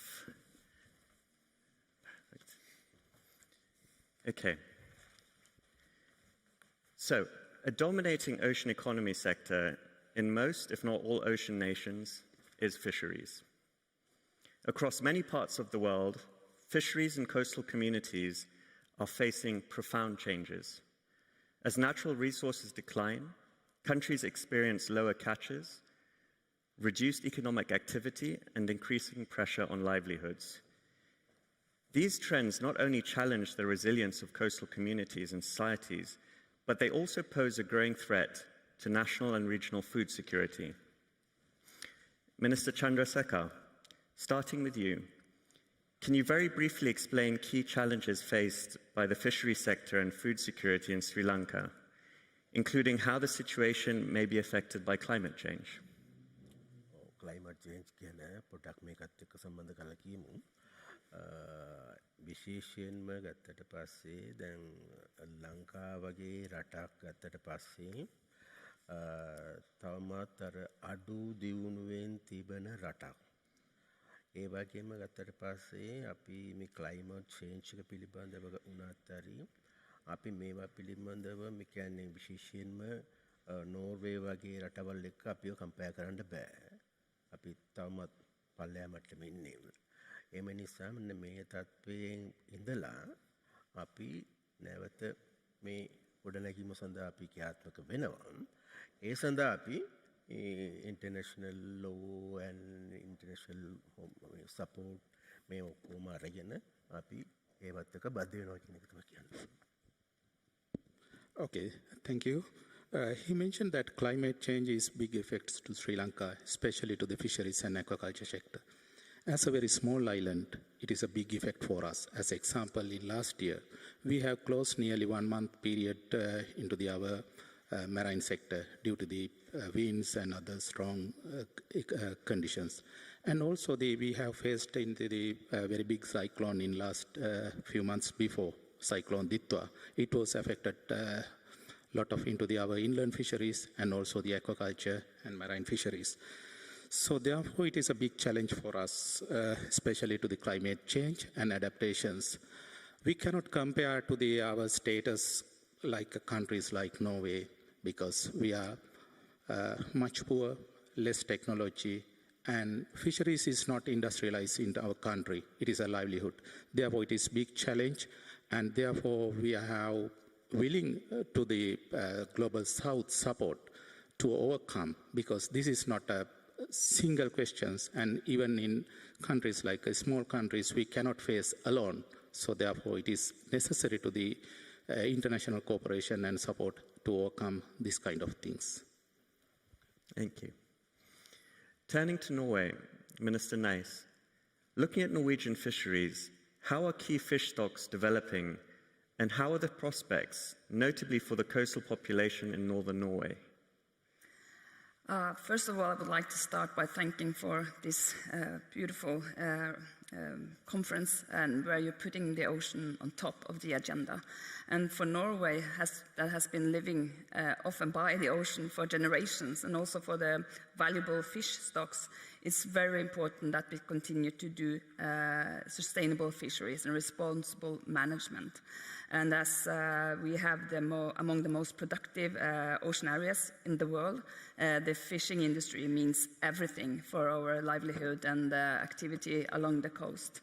And when it comes to the number of stocks in uncertain and poor conditions, we see that it has improved during the last 10 to 15 years. So we have been doing responsible management, science-based advices we are following, and also we have to continue to make sure that we harvest from the sea in a sustainable way and think in a long-time perspective. And I used to say that we have been living by the ocean and off the fisheries for generations, and that is what we're going to do with the generations to come. When it comes to the northern parts of Norway, we have a lot of the communities are really fishing dependent. And of course, it is challenging when we have some of the most valuable stocks, fish stocks, that are declining. But of course, if we continue to do the management in a responsible way, it will turn. And we can see some positive development also from the next year on. But when it comes to the north, it is of course challenging, because it is large distances, scattered settlements, and also, not that much skilled workforce. So the fishing industry means even more for some of the villages or communities along the coast and other parts of Norway. But for Norway as a nation, we have a responsibility to continue to take care of the ocean itself, and also the sustainable fisheries, because it also means food for us regionally, nationally, but also globally, because today we export about 250 countries. So the seafood is really important for both Norway and globally. Now also, aquaculture is very important for Norway. How has climate change affected aquaculture here? Yeah, we can already see, you were talking about nice weather and how the sea got warmer. And in 2024, we saw that we had this first-hand experience when we saw the heat wave in the northern parts of Norway, where it's normally pretty cold in the ocean. And that's what we saw was that it gave us more disease outbreaks and also welfare problems and algae blooms. So we can see how the temperature in the ocean affects in a negative way. So that says a lot of how important it is to make sure that we take climate change seriously, and we do whatever we can to make sure that we can stop and to make sure that we also can take care of natural resources and the ocean itself. That means everything for Norway and for, Thank you. And Mr. Chandrasekhar, is aquaculture important in Sri Lanka? And if so, you already did talk a little bit about the threats of climate change, but I know in the Indian Ocean, things are changing rapidly, storms are intensifying. How is that affecting Sri Lanka in terms of trying to implement aquaculture? Yes, climate change is much affect like fisheries not even to the fisheries and aquaculture, is agriculture. Even it is separate ministry, we know that it is highly affected, especially there are a lot of floods, lot of droughts, and also it is affect to our total harvest, and also the decline of this. Sometimes harvest was totally destroyed, like cyclone Ditwa is much affect, especially to our rice cultivations and other things. And also there is some pathogens also spread drastically in sometimes. As an example, a few years ago, we faced some issues into the maize and also in coconut. Therefore, we think that not only to the fisheries sector, but also climate change is big effects to the small countries, and agricultural and fisheries countries, like small countries like us, is quite difficult questions to handle by ourselves, and that is why we have represented here, and also we have looking forward to some international collaborations to overcome these things. Mr. Kvamsto, your institute is providing advice to both these countries on fisheries resources. What key advice have you been giving, and how reliable is your advice? Our advice is, of course, very reliable. But seriously speaking, well, now so far, the main part of our advice has been on recommending sustainable quotas for the commercial fish stocks. And this is, of course, based on monitoring and well-tested methods. So then we can give good advice to decision makers how much they should take out in fisheries and so on. But as we have heard many times earlier today, there is a wide range of human factors affecting the marine ecosystem, not only fisheries. So now we need to go more holistically about this. What we are currently doing is that we are gathering a lot of information, building methods so that we can understand the sum of all the human factors on the marine ecosystem.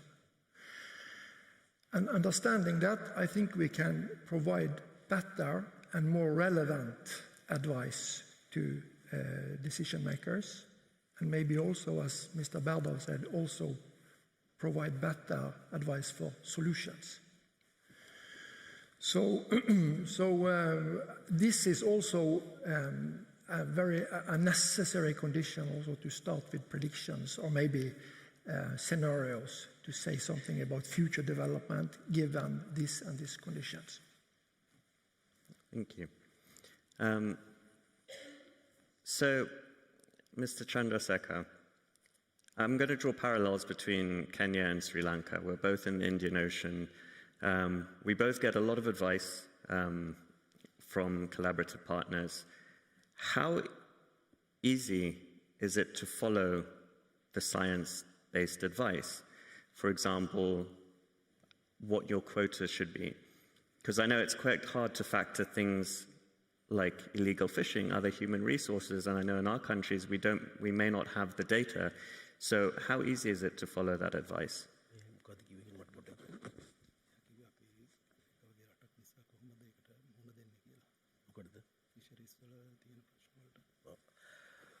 අපි කියන්නේ අපි මේ ශ්‍රී ලංකාව කියන්නේ පොඩි රටක්. ඒ වගේම ගත්තට පස්සේ අපි මේ අනෙකුත් රටවල් වගේ විශේෂයෙන් ඒසියන් හෝ නෝර්වේ වගේ දියුණුම තාක්ෂණය අපිට නැහැ. දියුණුම ඒ පැත්තෙන් ගත්තට පස්සේ ඒවා ටික අපිට නැහැ. නමුත් අපි අපේ රට ගොඩනැගීම සඳහා අපේ පැත්තෙන් දැන් අලුත් ආණ්ඩුව පත් වෙලා අවුරුදු එකමාරයි දැනට. එතකොට මෙතෙක් කාලයක් අපිටත් තිබුණු අභියෝගය ගොඩාක් තිබුණා මේ අපි ෆිෂරි සෙක්ටර් එකේ. අන්න ඒ ෆිෂරි සෙක්ටර් එකේ තියෙන අභියෝග සියල්ලම ජයගෙන ඉස්සරහට මේ සස්ටේනබල් ෆිෂරි සෙක්ටර් එකක් හදන්න, සස්ටේනබල් රටක් හදන්න, ඒ වගේම සස්ටේනබල් ඉන්ටර්නැෂනල් රිලේෂන්ෂිප් එකක් හදන්න අපි දැනට ක්‍රියාත්මක වෙමි. Okay, so he said that we are also into the Indian Oceans like Sri Lanka and even in Kenya. We have played a role in our roles into the Indian Ocean. As example, we have very small boats. Our crew is very small, fleet is very small, but we have do some role in Indian Oceans. As even in the recent stress conditions, you know that into one ship was destroyed near to the Sri Lanka.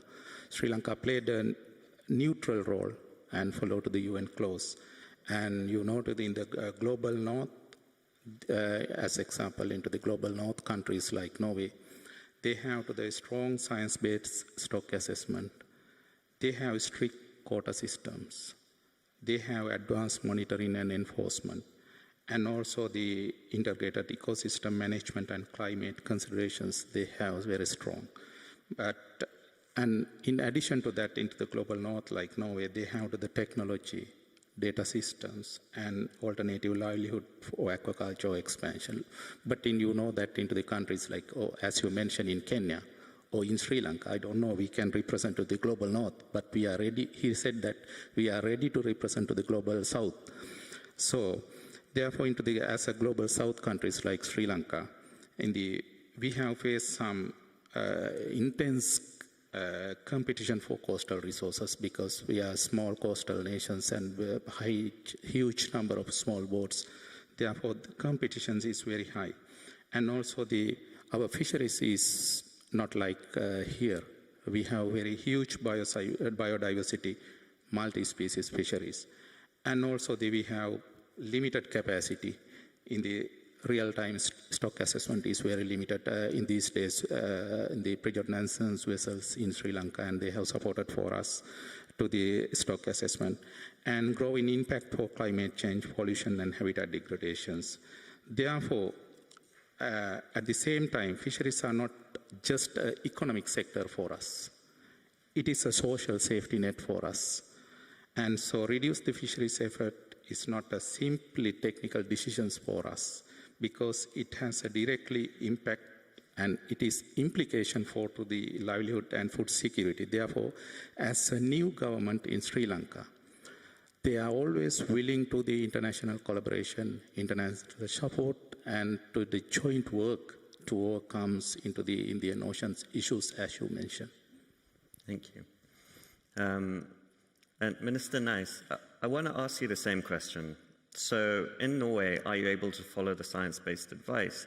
Because I know sometimes politics can play a role in how advice is followed, or it may not align with the political standpoint. So how does Norway navigate that?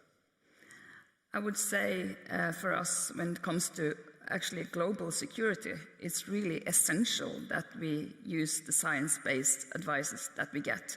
I think it's, if we have to be in front when it comes to the aquatic foods system, we have to follow the science, because it's all about how to make sure that it's about economy, it's about the social and environmental perspectives, and we have to continue harvesting and do it in a sustainable way if we would like to continue to be in front, as I said. So I don't think we have actually much of a choice, even though there are some, of course, balancing act when it comes to the political choices. But for us, I think it's all about making sure that we can continue to, give the world food, actually, that is sustainable and healthy and comes from the ocean. And we have to take care of the ocean itself in that perspective. Thank you. So it's interesting because from global north to global south, resources may be different, technology may be different, but the underlying issues remain the same. So Mr. Kvalvane, how can we work together on these issues internationally? What do you see as the way forward? That's a big task in a short while to answer, but I think, as has been said there earlier, there are a few important things to remember. I think we all need to strive to engage internationally in the international fora. We need to engage and collaborate on global observation system, sharing data. And I think we need to do a collective effort to get a common understanding of the recommendations coming out of the high-level panel and the UN ocean conferences, translate that into best practice for our local regions or coastal regions. Easy to say, but very difficult to do. Perfect. Thank you. So again, collaboration is the key that will move us forward. Panelists, thank you all very much for being with us on stage today.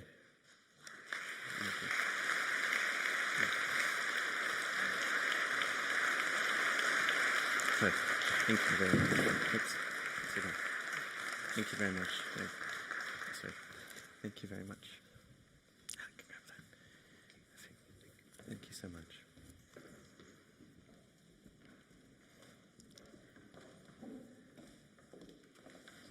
So that brings us to the end of our first session. Thank you, Your Royal Highness, for once again attending the One Ocean Summit. We warmly welcome you back next year. If everyone could please rise.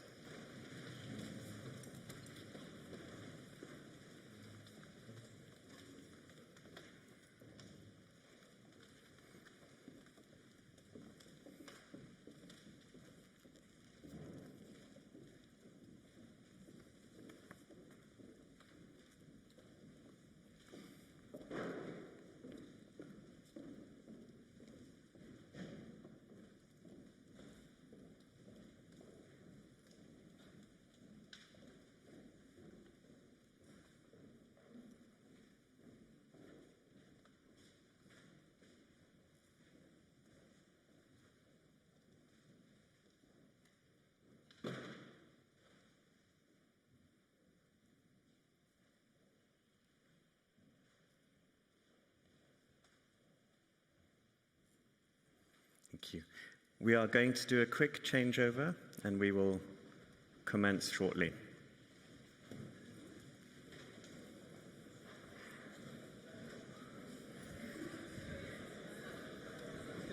Good.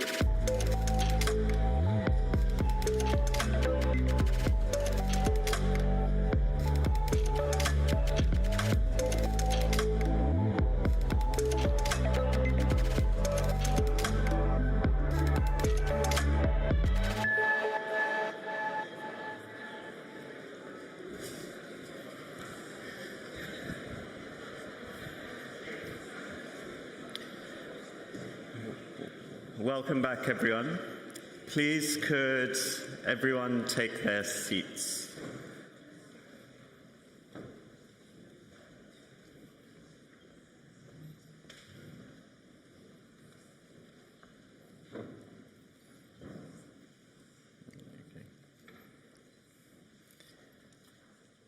So, to start us off for our next session, I would please like to welcome on stage Joshua Steib, a climate activist from Germany who has represented youth perspectives at international forums around the world and is on the One Ocean Youth Panel.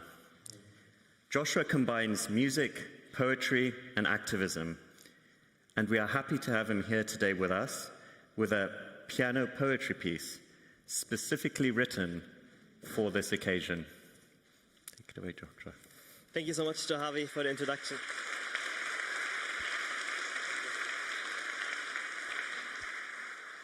Yeah, I'm super glad to contribute to the One Ocean Summit with something a bit different. I call the genre piano poetry, and I always describe it as a combination of spoken word poetry and piano that kind of tries to bridge the gap between head and heart. And I came up with combining piano and poetry because over the last couple of years in climate advocacy, I've seen how we learned everything about the climate crisis, about ocean pollution, about other environmental challenges, but the one thing that humanity really hasn't learned is how to actually care about those things. So I asked myself how we can translate those facts into feelings and how can we move people not just to understand but to actually care. And my small contribution to that is writing piano poetry pieces about specific environmental and social issues. And the piano poetry piece that I wrote for this year's One Ocean Summit is called Under the Sea, and it's also based on the melody of Under the Sea from The Little Mermaid of the famous Disney movie. There's also another famous reference to another famous song, and I'm sure you'll catch that also. So I hope you enjoy.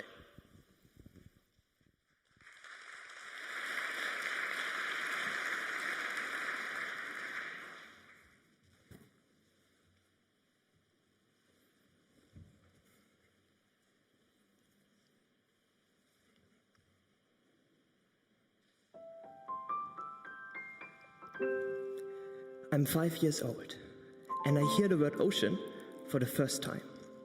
A word so big and indescribable that I would only begin to understand it when I was 9. I'm 7 years old, and hear about plastic. Every child knows how it spills into rivers and drills into sand, how it fills our oceans and kills our land, and as I'm turning 8, the weight of reality hits me. Every child knows about ocean pollution, while every adult ignores any possible solution. I'm finally 9, knowing fully well that our oceans are everything but fine. Josh, don't worry about it. Yes, fish populations are in decline, but it's none of your concern. One day it will be your turn, but for now, you're only 9. I'm 10 years old. My first vacation by the sea. The reflection of the sun shines from the crashing waves onto me. First time seeing the ocean. First time feeling the breeze. First time sensing the motion under these ever-changing seas. Then and there, I knew I would search for lasting remedies. So I dreamed to outlaw all plastic and redraw every ocean law, banning all drilling to stop oil from spilling. I would give it all of myself. And then I turned 12.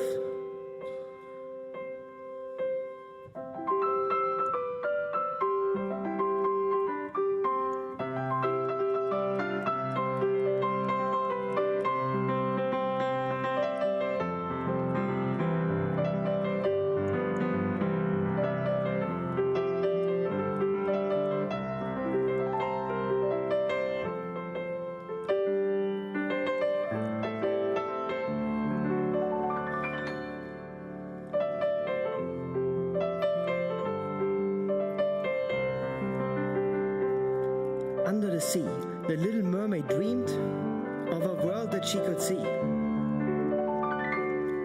I dream of a world where the ocean can be what they promised to me. We see the ocean as a sushi buffet, all you can eat, destroying everything with deep-sea trawling because we have a demand to meet. And corals, once shining with colors and light, are now so empty and fade into white. Our oceans are dying, crying for help, and maybe it's the ocean's tears that turned it salty. So let's learn from our past and rewrite what will be before all that remains is a lifeless salt sea. Under the sea, the little mermaid dreamed of a world that she could see. I dream of a world where the ocean can be what they promised to me. We can all agree that we need to guarantee life under the sea. But ocean policy is like a referee that lost his red card. We are masters in the art of ignorance. We impart indifference and discard Descartes, who said, "I think, therefore I am." But we're clearly not thinking, since we choose a future where our oceans are damned. Disaster after disaster. With all the climate science, I feel like wisdom is chasing us, but we're just faster. Tides do not wait, and neither should we. There is no second ocean. We don't have a backup sea. And with we, I mean me and you. Because together, we can turn the ocean from grey to blue. Without you, there is no us. Without we, there is no win. And when the world is unjust, we should not just begin to adjust what future we want to live in.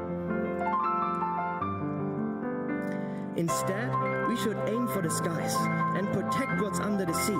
We should ask for the rise when our system implies that to guarantee sustainable life, we need to sacrifice to a certain degree. But when the ocean dies, while conglomerates thrive, I think it's fair to surmise that the only thing we need to sacrifice is the bourgeoisie. And while I risk sounding like Robespierre during the French Revolution, I think it's only fair to ask for humanity's evolution and beware of a system without the wisdom to implement any existing solution. Let me give you an example. We have depleted ecosystems and exhaustible resources. And instead of stopping our consumption from further climbing, we look for new materials with deep-sea mining. A word like this should not even exist. A word like this means we have to resist. Only we humans have the capacity to look at the magical and mysterious deep-sea immensity and skip past the wonder to quantify mineral density.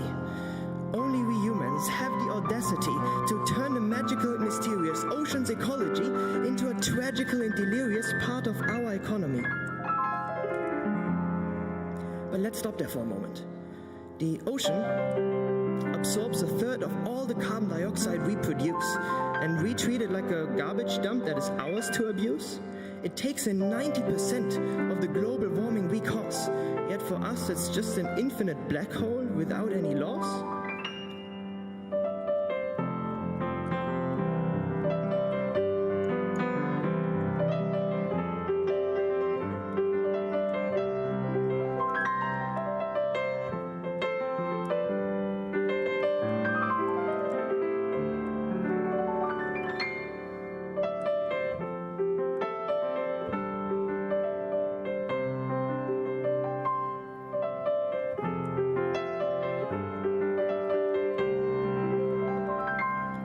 Under the sea, the little mermaid dreamed of a world that she could see. I dream of a world where the ocean can be what they promised to me. We are in the one ocean decade. Let this decade be known not for warnings alone, but for waves of will and solution, for the rise of a tide where innovation and pride meet a purpose in execution. A safe and predicted ocean is what we need. Indeed, one without the other is unachievable, but both are entirely within our reach. And I know it's hard to see a green and blue future as actually believable, but when we look to history, there's something it can teach. The change never started from the top. It was demanded from beneath. We phased out what poisoned. We banned what was killing, not because it was easy, but because of collective willing. So history is not distant. It's a mirror and a plea. If they could shift the system, then why the hell can't we? So don't tell me systems are fixed in place, when history itself is a record of change. Because the future we fear is the one we allow. And the the future we need is decided right now. From coastlines to courts, from the streets to the sea, change comes alive when it's claimed collectively.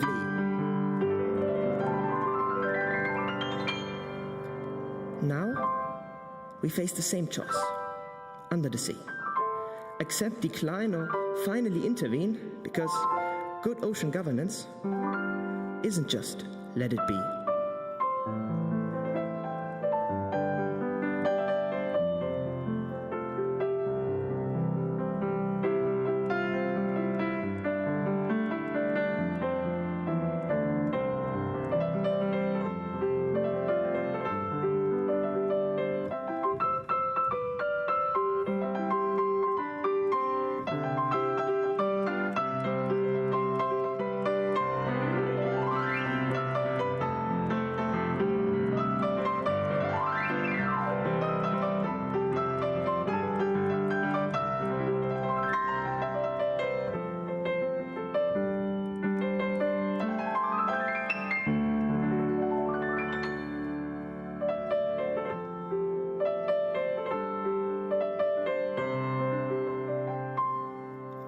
Under the sea, the little mermaid dreamed of a world that she could see.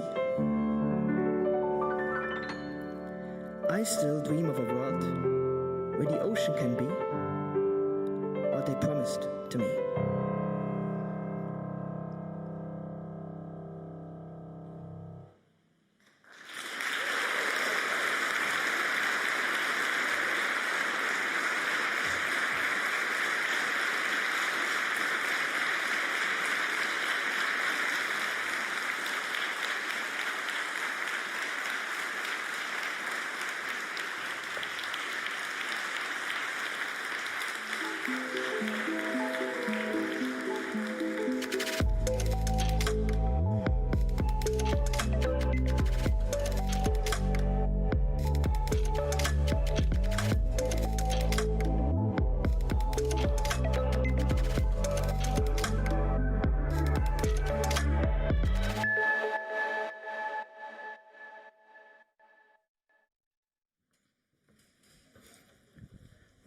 Wow, Joshua, that was incredible. Musically, the message, thank you so much for that. I think that was an incredible way to bring the ocean together in a way that I think touched probably everyone here. So thank you very much for that. I think another clip.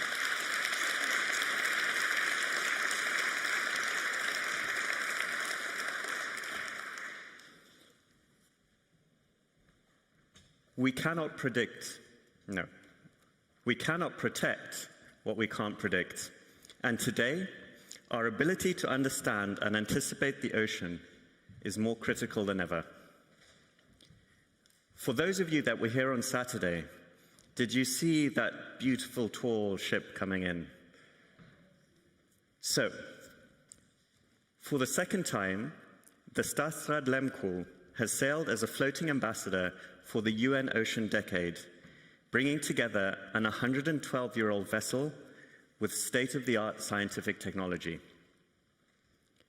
Over a full year at sea, this expedition has collected a truly unique global data set, from environmental DNA to microplastics to the physical and chemical properties of the ocean.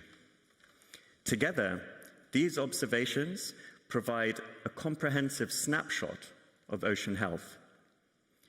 But this is more than just about data.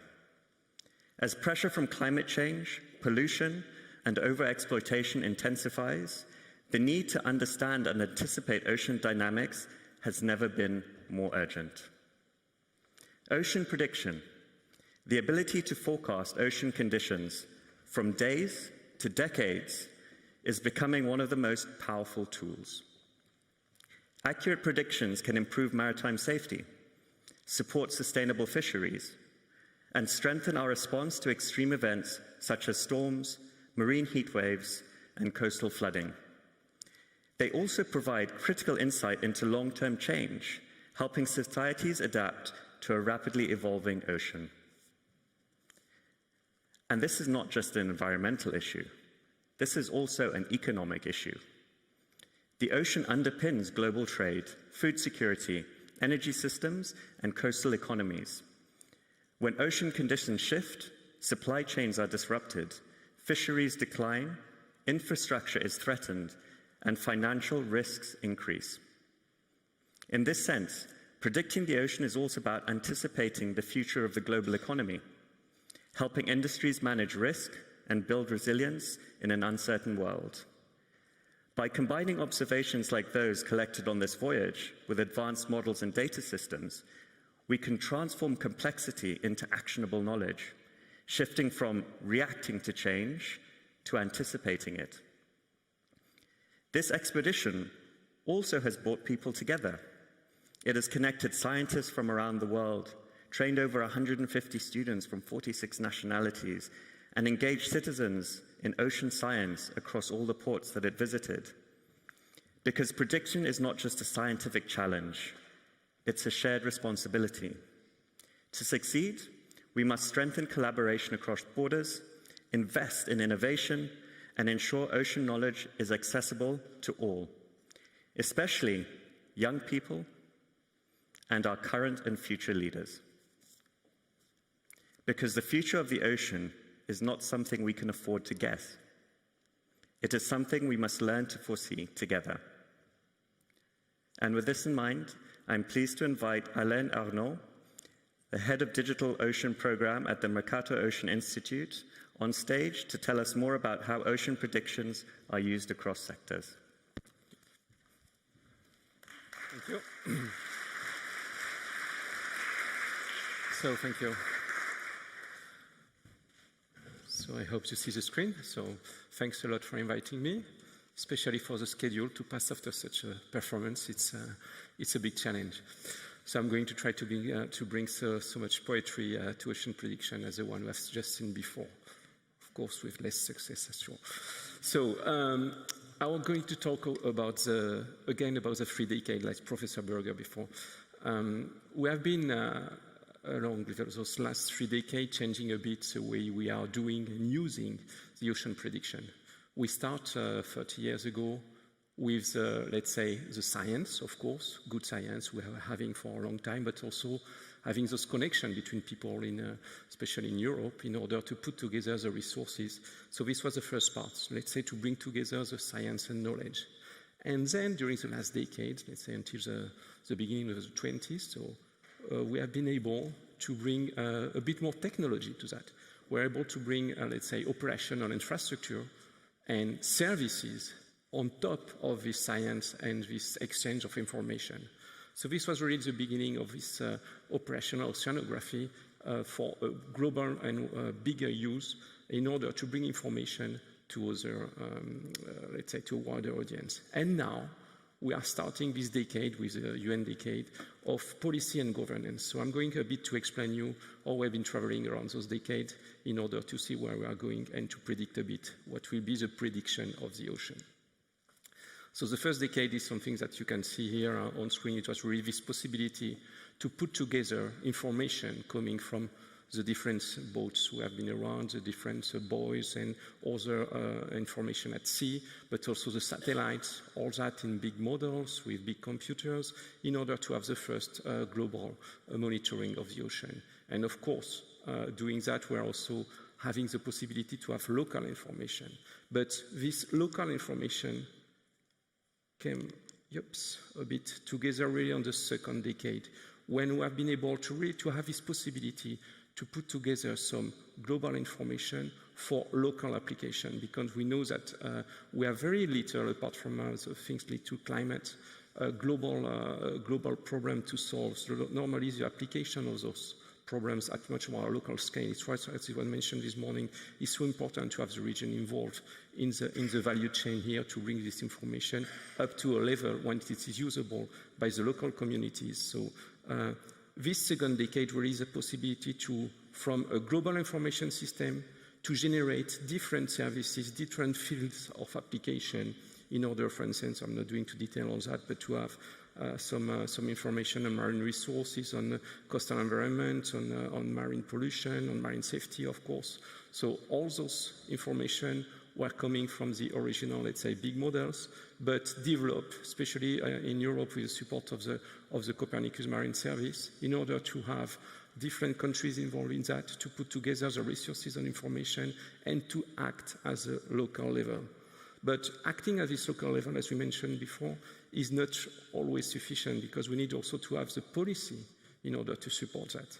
And one key factor in this transition, starting for the 2020, was really let's say, the appearance of this European digital twin of the ocean.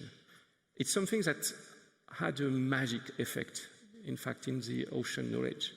Because I have the impression that we have been speaking for decades about this ocean prediction, this ocean modeling, those applications, and it was very difficult for people to understand that. But when we have, let's say, copying other industries, created this wording of digital twin of the ocean, this appeared, let's say, clearly and in a magic way to most of the people to see, okay, this is a digital replica of our ocean. We can work on that.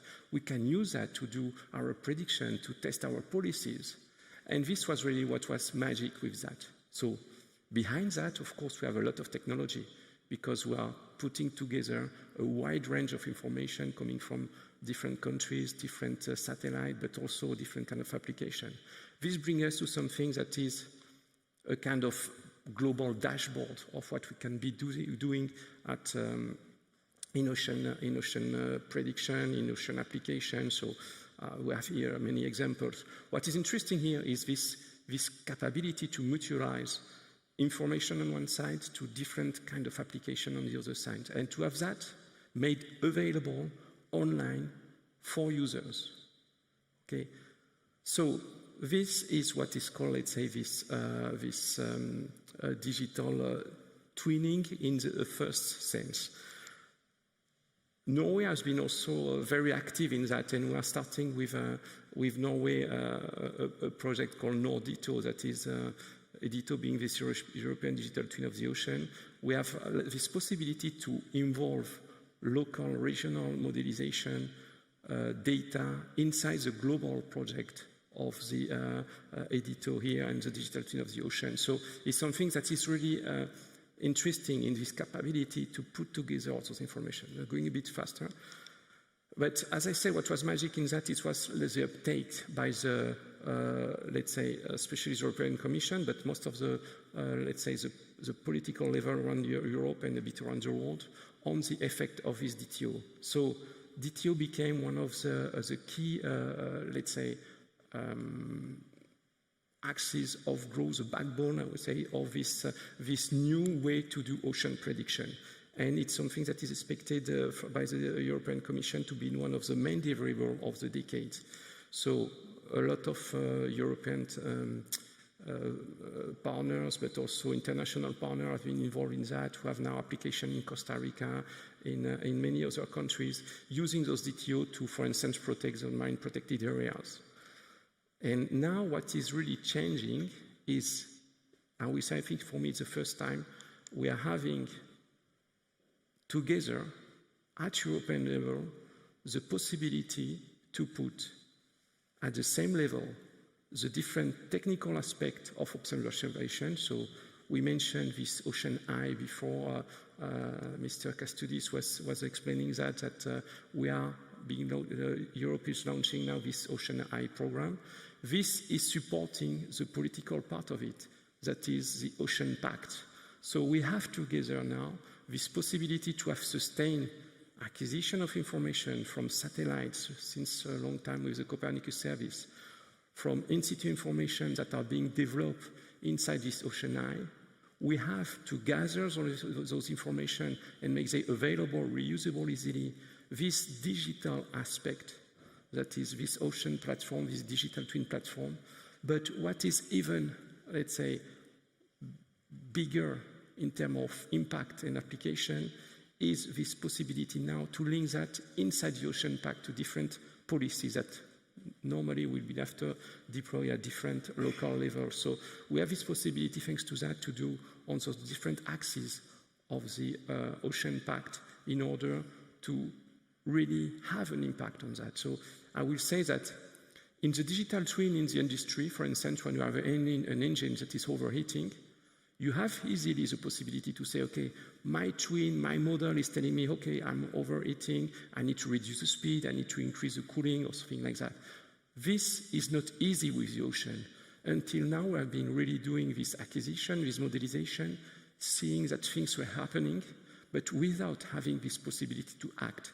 And the only way to act, not only because we have seen also that the impact on young people and also in the we say ocean literacy is very important, but to involve also at political level from the beginning the highest level of decision in our definition of the ocean system is something that really will bring this possibility to have this feedback on the ocean.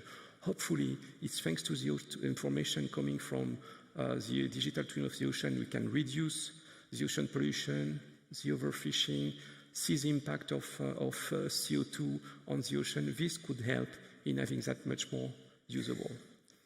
To finish, I will say that to support this change in the ocean policy, Mercator Ocean is now becoming an intergovernmental organization.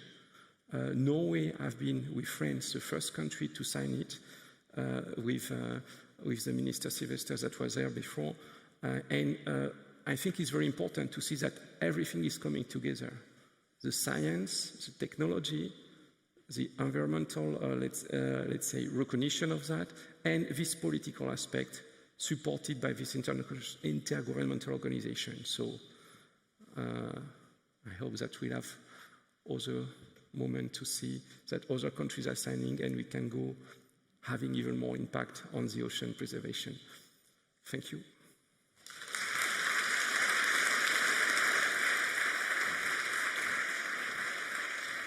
Thank you, Thank you, Mr. Arnaud. That was very interesting. Thanks. And when I was doing my research for this panel, I came across the digital ocean twin, and I spent probably far too much time on it. But it was fascinating, because all of a sudden it related to the work that we're doing off the coast of Kenya, and I could see the currents shifting, and it actually helped us quantify our work. So I think it's a very, very powerful tool.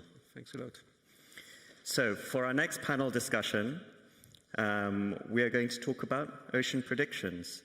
So I would like to introduce Tuva Flagstad Andersen, Vice President and Regional Manager of DNV North Europe, Claire Joly, the lead at the OECD Ocean Economy Programme, and Amber LeBlanc, one of our One Ocean Youth panel representatives.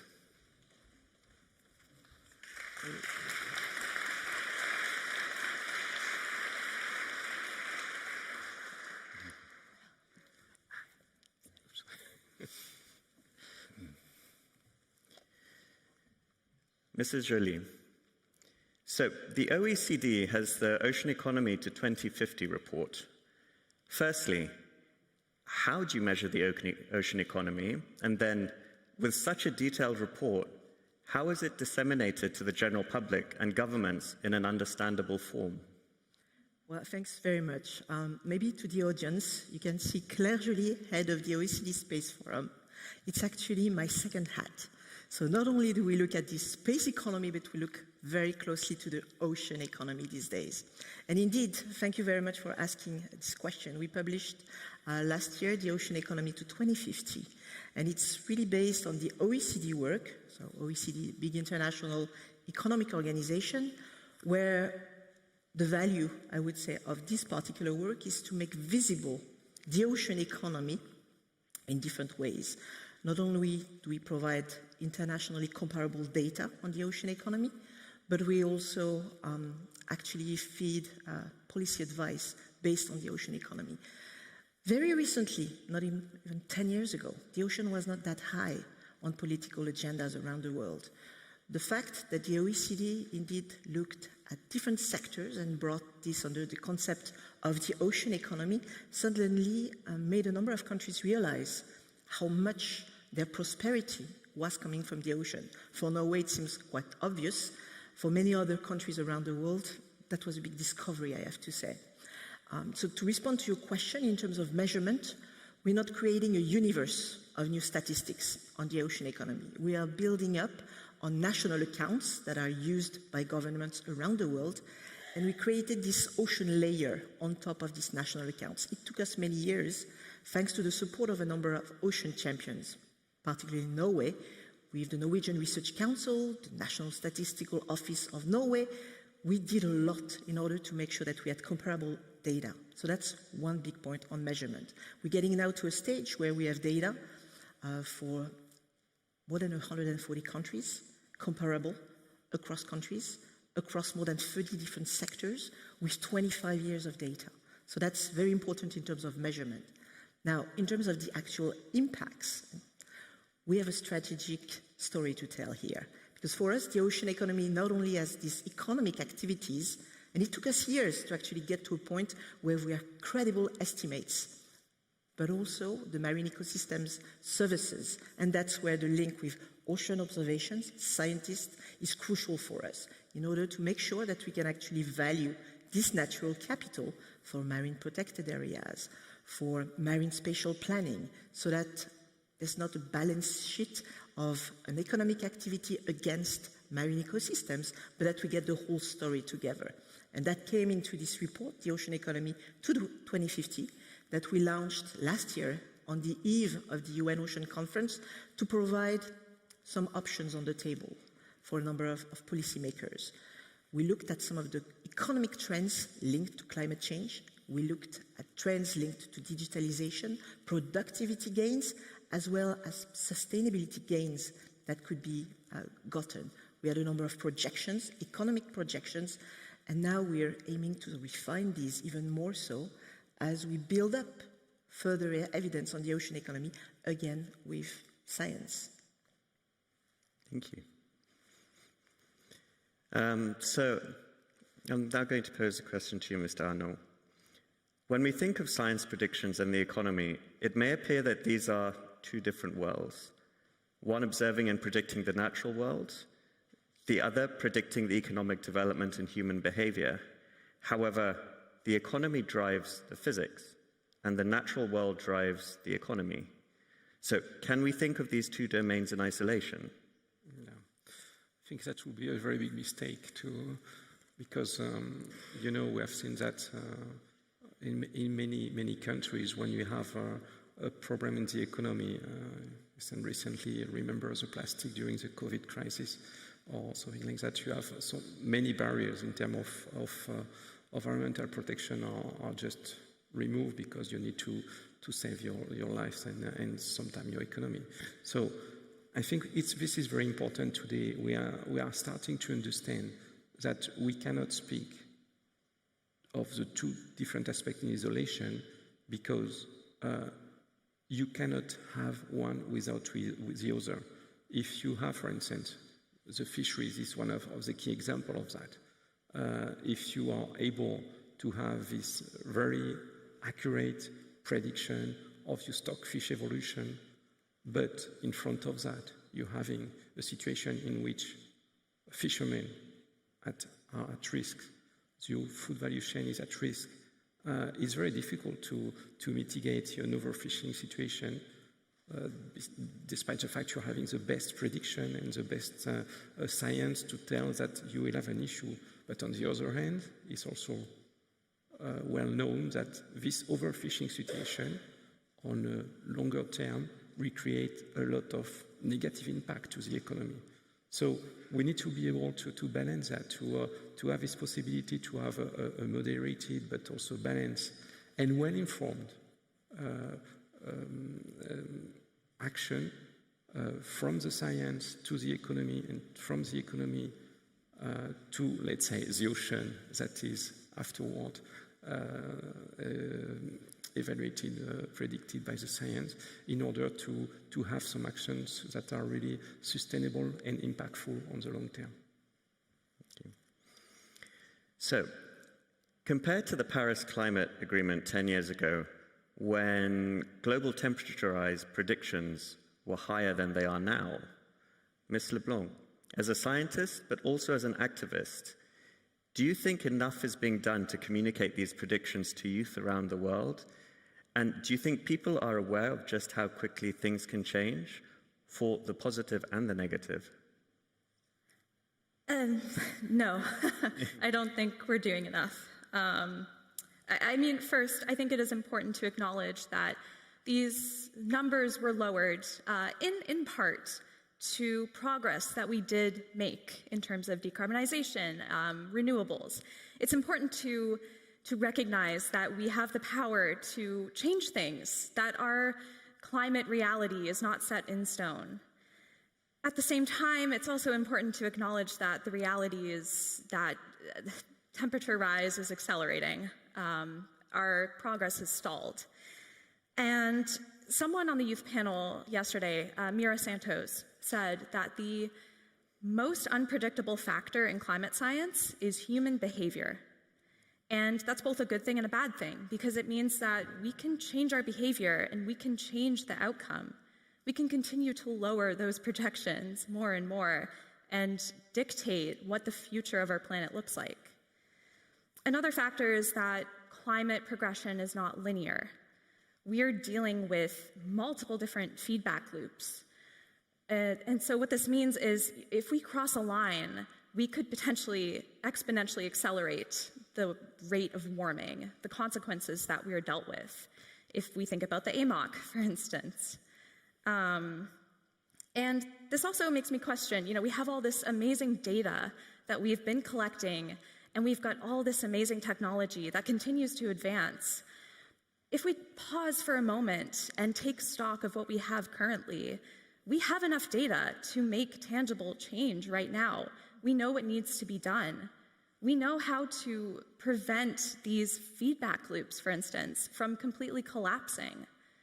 And it just makes me question, why don't we have global harmonized action plans in place already for each of these systems that bring together global leaders and that bypass any sort of pretense of politics and the economy in order to safeguard these systems. I mean, if we think about the Montreal Protocol, for instance, we have it in our power to continue to enact change right now.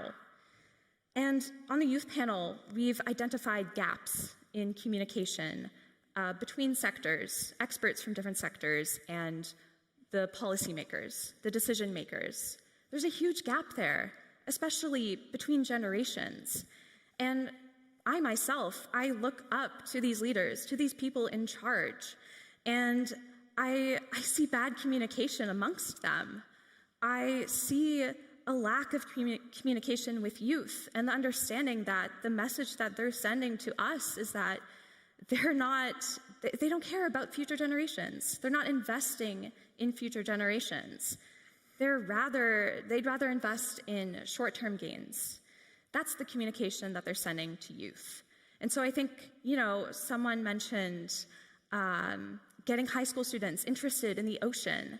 And that's great and all, but how can we actually get students interested in the ocean if they don't trust that there's going to be an ocean as they grow up, as they get older?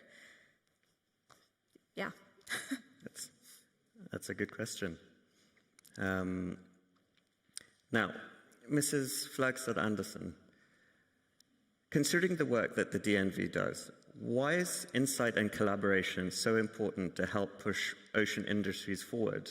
And how well do industry and policymakers understand and interpret these predictions? Well, first of all, coming from a company that has been living off safety at sea since 1864, this is really essential for us. And being an independent foundation, which purpose is to safeguard life, property, and the environment, we have done a lot of investments in forecasts, and we work a lot on all of the different industries.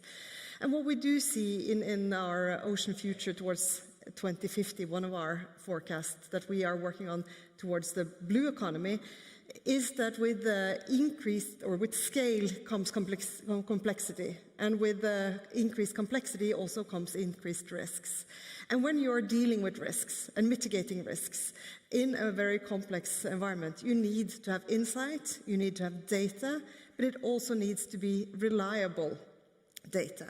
It needs to be something you can make your predictions and also your decisions upon. And I think what we do see when you look at the ocean and all of the industries that are involved in the oceans, you have all of the below, but also the above waters. And we have been talking about all of the different parts of the industry throughout the day. Collaboration is key. And here we're not talking only collaborations within the industries, we also talk across industries, across sectors, across also the global environment. And looking at today, the global geopolitical picture is maybe not the best when we talk about collaboration.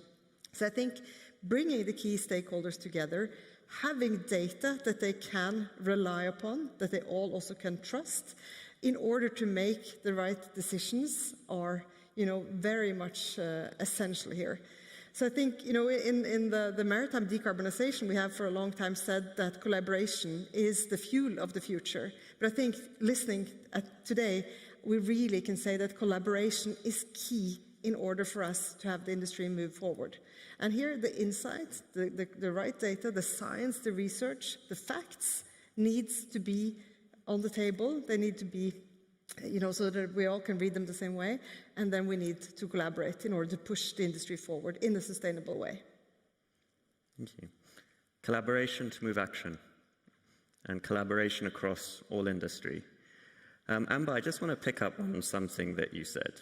Yes. With the younger generation, how can you talk about the ocean when they may not have the ocean? That whole idea that they're seeing things changing so rapidly, you can lose hope in the sense of it's going, why are we doing this? Now, I personally struggle with this because I have a 1-year-old daughter. And I worry that the upbringing I had and the changes I've seen, I'm worried about how that ocean will be for her. And that's what drives the work that I do from, instead of just awareness, to actually action, because we need all to be doing it. And then I look at these predictions. Now, this is a question that I'm going to ask all of you. If you think of the future for your grandkids, and when you look at the predicted future based on these models, are they comparable? And if they're not, what do we need to do to make sure that we can change these predictions for the better? Well, maybe I can start. Well, it's a big question. But I think, we've been talking about having, all these predictions, that we need to also get the policymakers together. And I think here also the policymakers cross sectors needs to come together in order to not make policies in different sectors that don't, fulfill each other in a good way. So I think we need to take it serious. The oceans are what we're living from. We know most of all global trade works on it. We have a lot of food. We have a huge blue economy. So again, making a cross-sectoral collaboration is key in order to move us forward in a sustainable manner. Yeah. If I may, looking at some of the numbers today, the ocean economy, the global ocean economy, if you just look at ocean economic activities, including extractive industries, obviously, that would represent just the industries themselves, the 5th largest economy in the world in value added. It's huge, and it doubled in 20 years. It's quite huge, and it's growing very, very fast in some parts of the world. 75% of the growth actually took place in Asia. So things are moving very fast. Of course, sustainability was not a big priority for the past 25 years, even though a number of industries actually played by the rule book, I would say, and set up indeed quite a number of policies themselves to be less threatening to the environment. It's true for many sectors, particularly in Norway and in other parts of the world. When you're projecting all this to the next decades, there will be winners and losers because of the impacts of climate change. We know fish are migrating, in particular to the north. But if we look a bit further to the health of the ocean, the health of the planet, obviously we need some game changing. And that's where I'm a bit more positive. Despite the dire predictions that we're having because of efforts that you're doing at local levels, that we're seeing across the world in terms of marine protected areas. That's where I think we need sustained economic models, we need sustained ocean observations to make sure that these areas are protected. You can work a lot at local level, and this actually translates into major, I would say, impacts at regional, national levels down the road.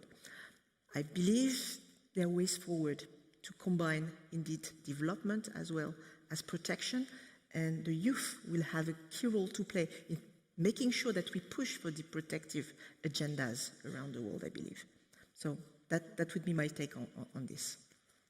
Thank you. Just one quick point of that. I think in your question you have something that is also interesting, is you talk how to change the prediction.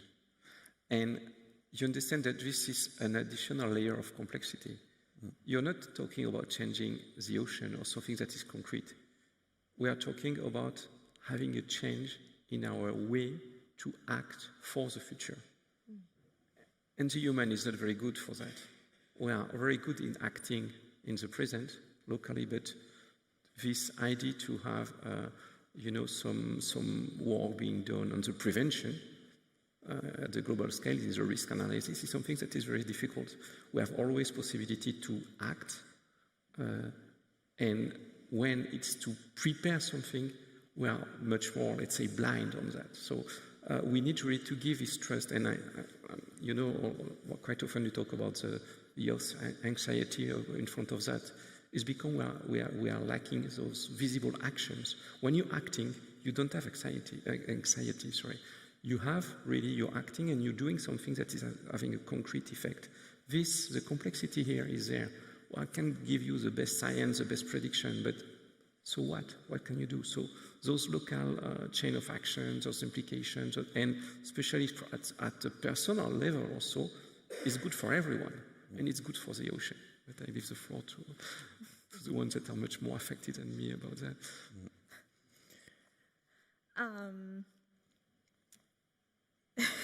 Sorry.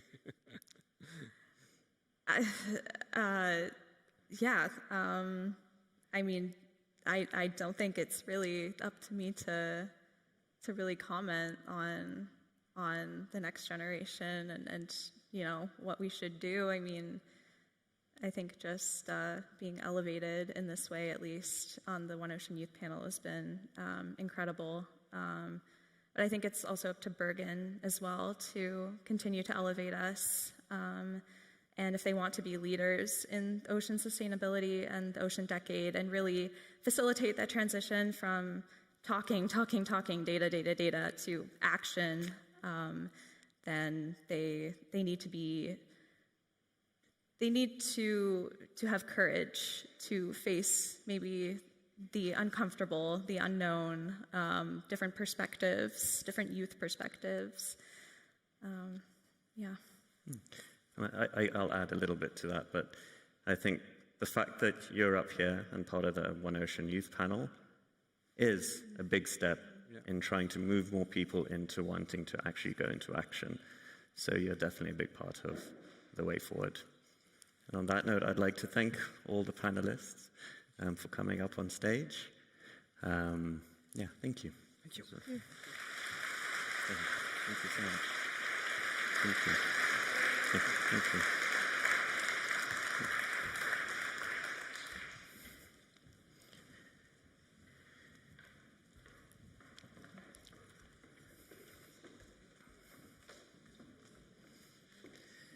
So I hope that has left you all with things to think about.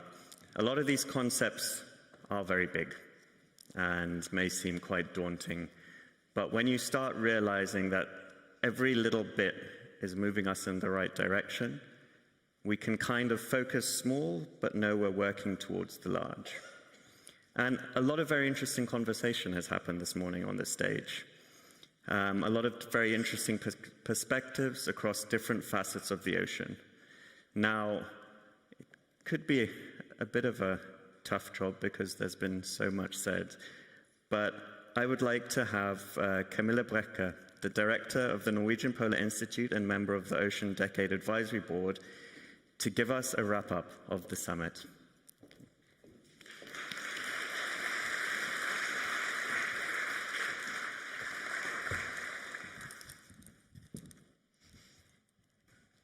Excellencies, ladies and gentlemen, Norway is indeed a marine and maritime nation.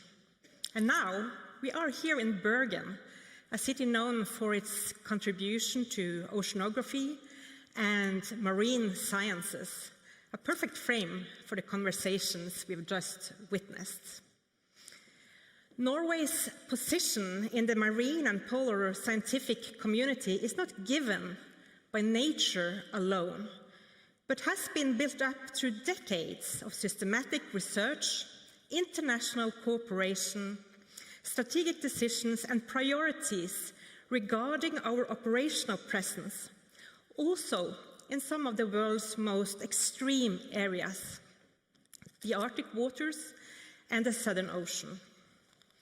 As we have touched in on today, the ongoing and profound changes of climate and environment worldwide are placing increasing strain on the global economy by harming fisheries, infrastructure, and coastal communities, increasing the risk of disruption to trade and energy systems, and imposing heavy costs on regions for climate adaptation and recovery.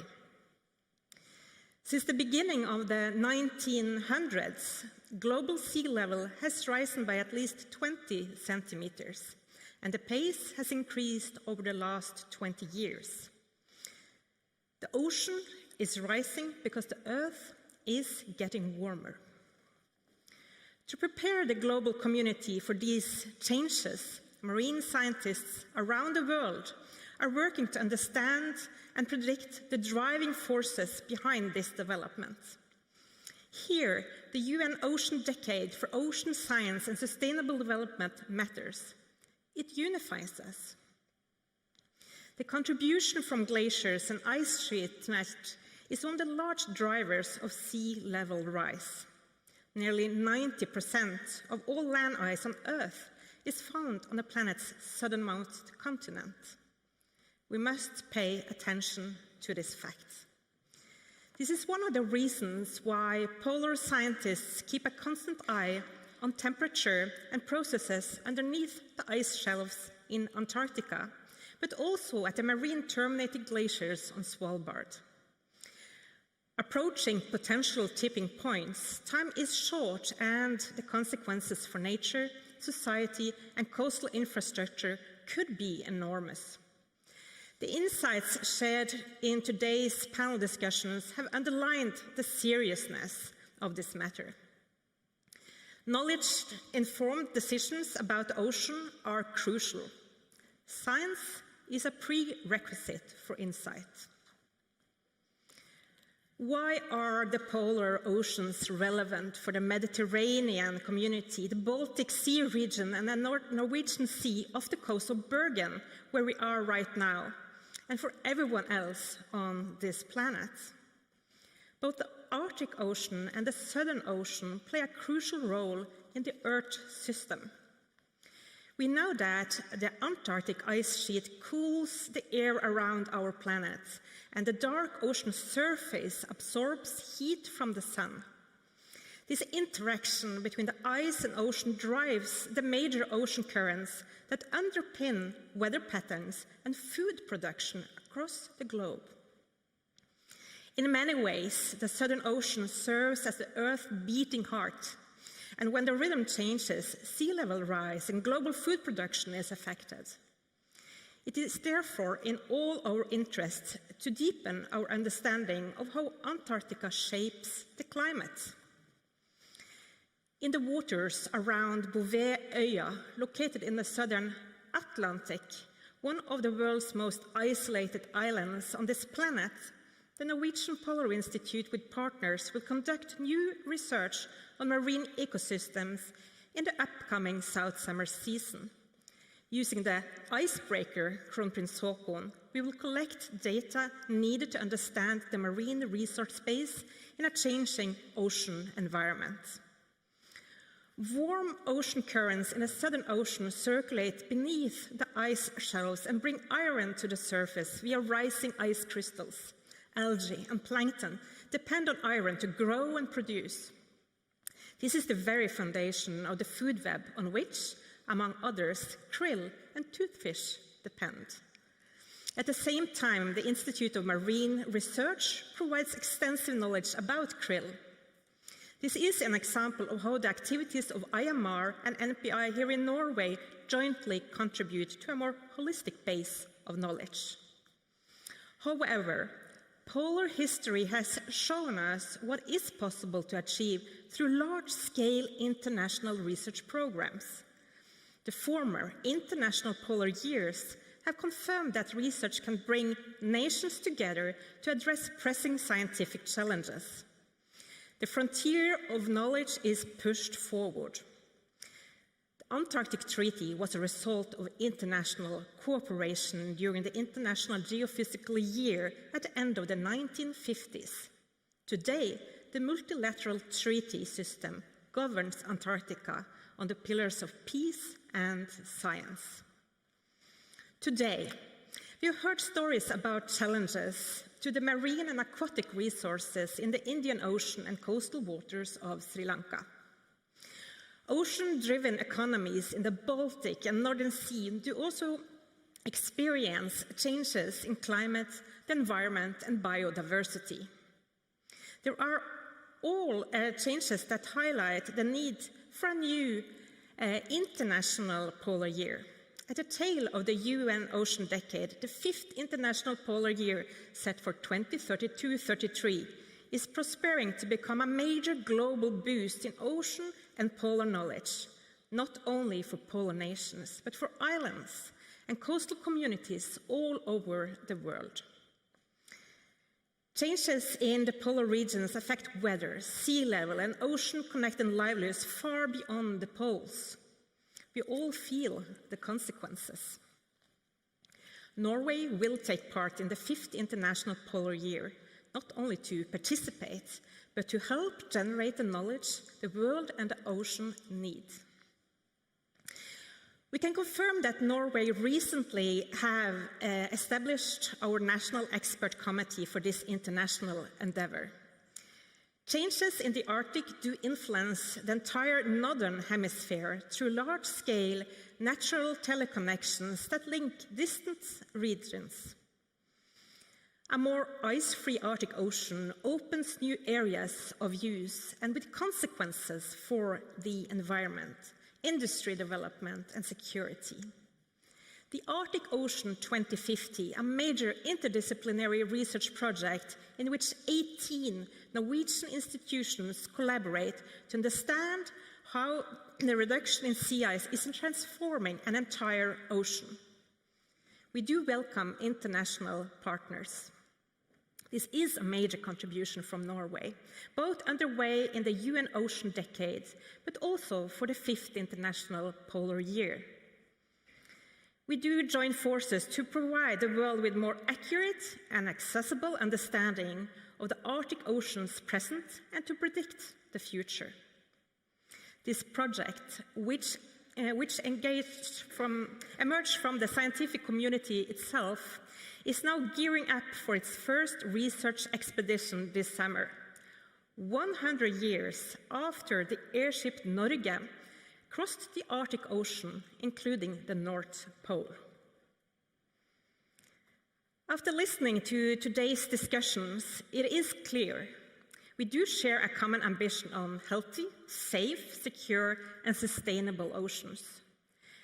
We are all affected by the accelerating changes taking place in the ocean and Earth system. Yet this summit also inspires optimism. It demonstrates the core strength of international collaboration and conversation, our willingness to exchange knowledge, remain curious, and explore together. This event can be seen as a precursor to next year's happening in Rio de Janeiro in Brazil. the venue for the 2027 Ocean Decade Conference, a milestone to accelerate science-based ocean action and to shape the legacy of the decade. There is a quote by the famous Norwegian polar explorer, scientist, diplomat, and humanist, Fridtjof Nansen, which I think captures this day well. It is impossible to understand the many problems of our planet, both past and present, unless we understand the ocean. So, let's all care for the ocean we want. Thank you.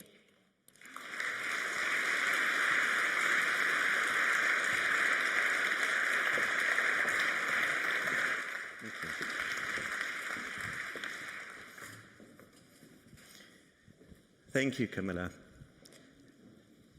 I think it is incredibly important to think that as we move forward towards the end of the UN Ocean Decade, we're moving from awareness to action. And that has been the theme throughout today. We need that action. If everything you've heard today hasn't yet convinced you how important the ocean is, then let me leave you with this. 50% of the oxygen that we breathe comes from the ocean. Now, as a scuba diver, we would never dive with tainted air in our tanks because it's deadly.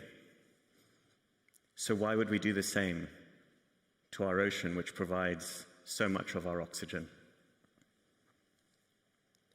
We live on a blue planet. The ocean has sustained life from its deepest waters to the moment our earliest ancestors first stepped onto land. And it continues to sustain us today. But only if we recognize its importance fully and treat it with the respect it deserves. Importantly, we are also learning that ocean health and ocean security are inseparable from geopolitics. In a time of global uncertainty, the ocean is becoming a space not just of environmental concern, but of shared responsibility and cooperation. We've seen this through the collaboration between the United Nations, Norway, the EU, Sri Lanka, and even the private sector, working across regions, perspectives, to advance ocean science, monitoring, and stewardship.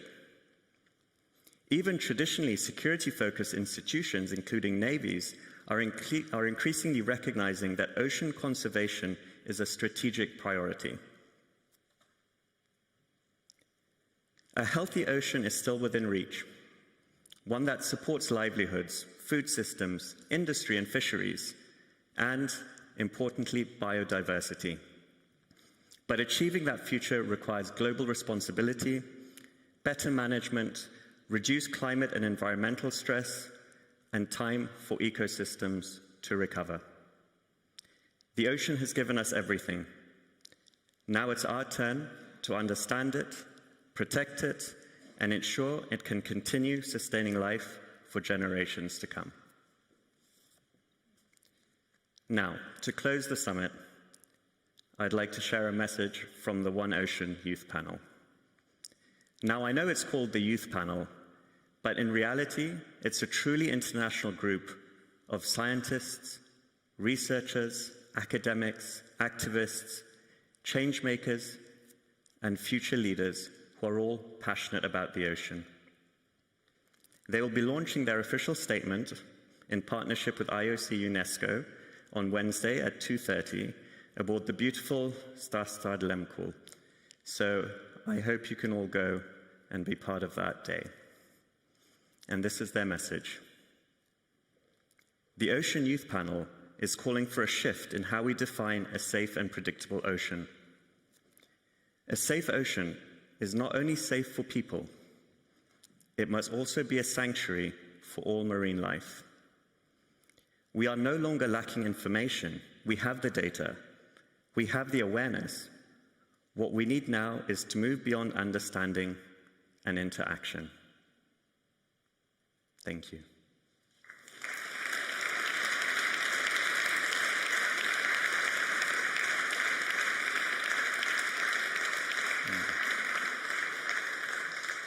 Thank you all for your attendance.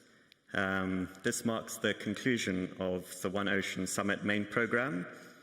In 1 hour, we will continue with in-depth keynote presentations and panel discussions in the parallel sessions. As you've all been informed, the parallel sessions have been relocated due to the ongoing strike at the Radisson. So please excuse my Norwegian as I attempt to pronounce these names. Session A will take place here in Håkonshallen. Session B will be held at the Statsråden Bar and reception. And Session C will take place at Snekkerbrekken, here at the Fortress. Please refer to the information provided on our website. Lunch is now served downstairs.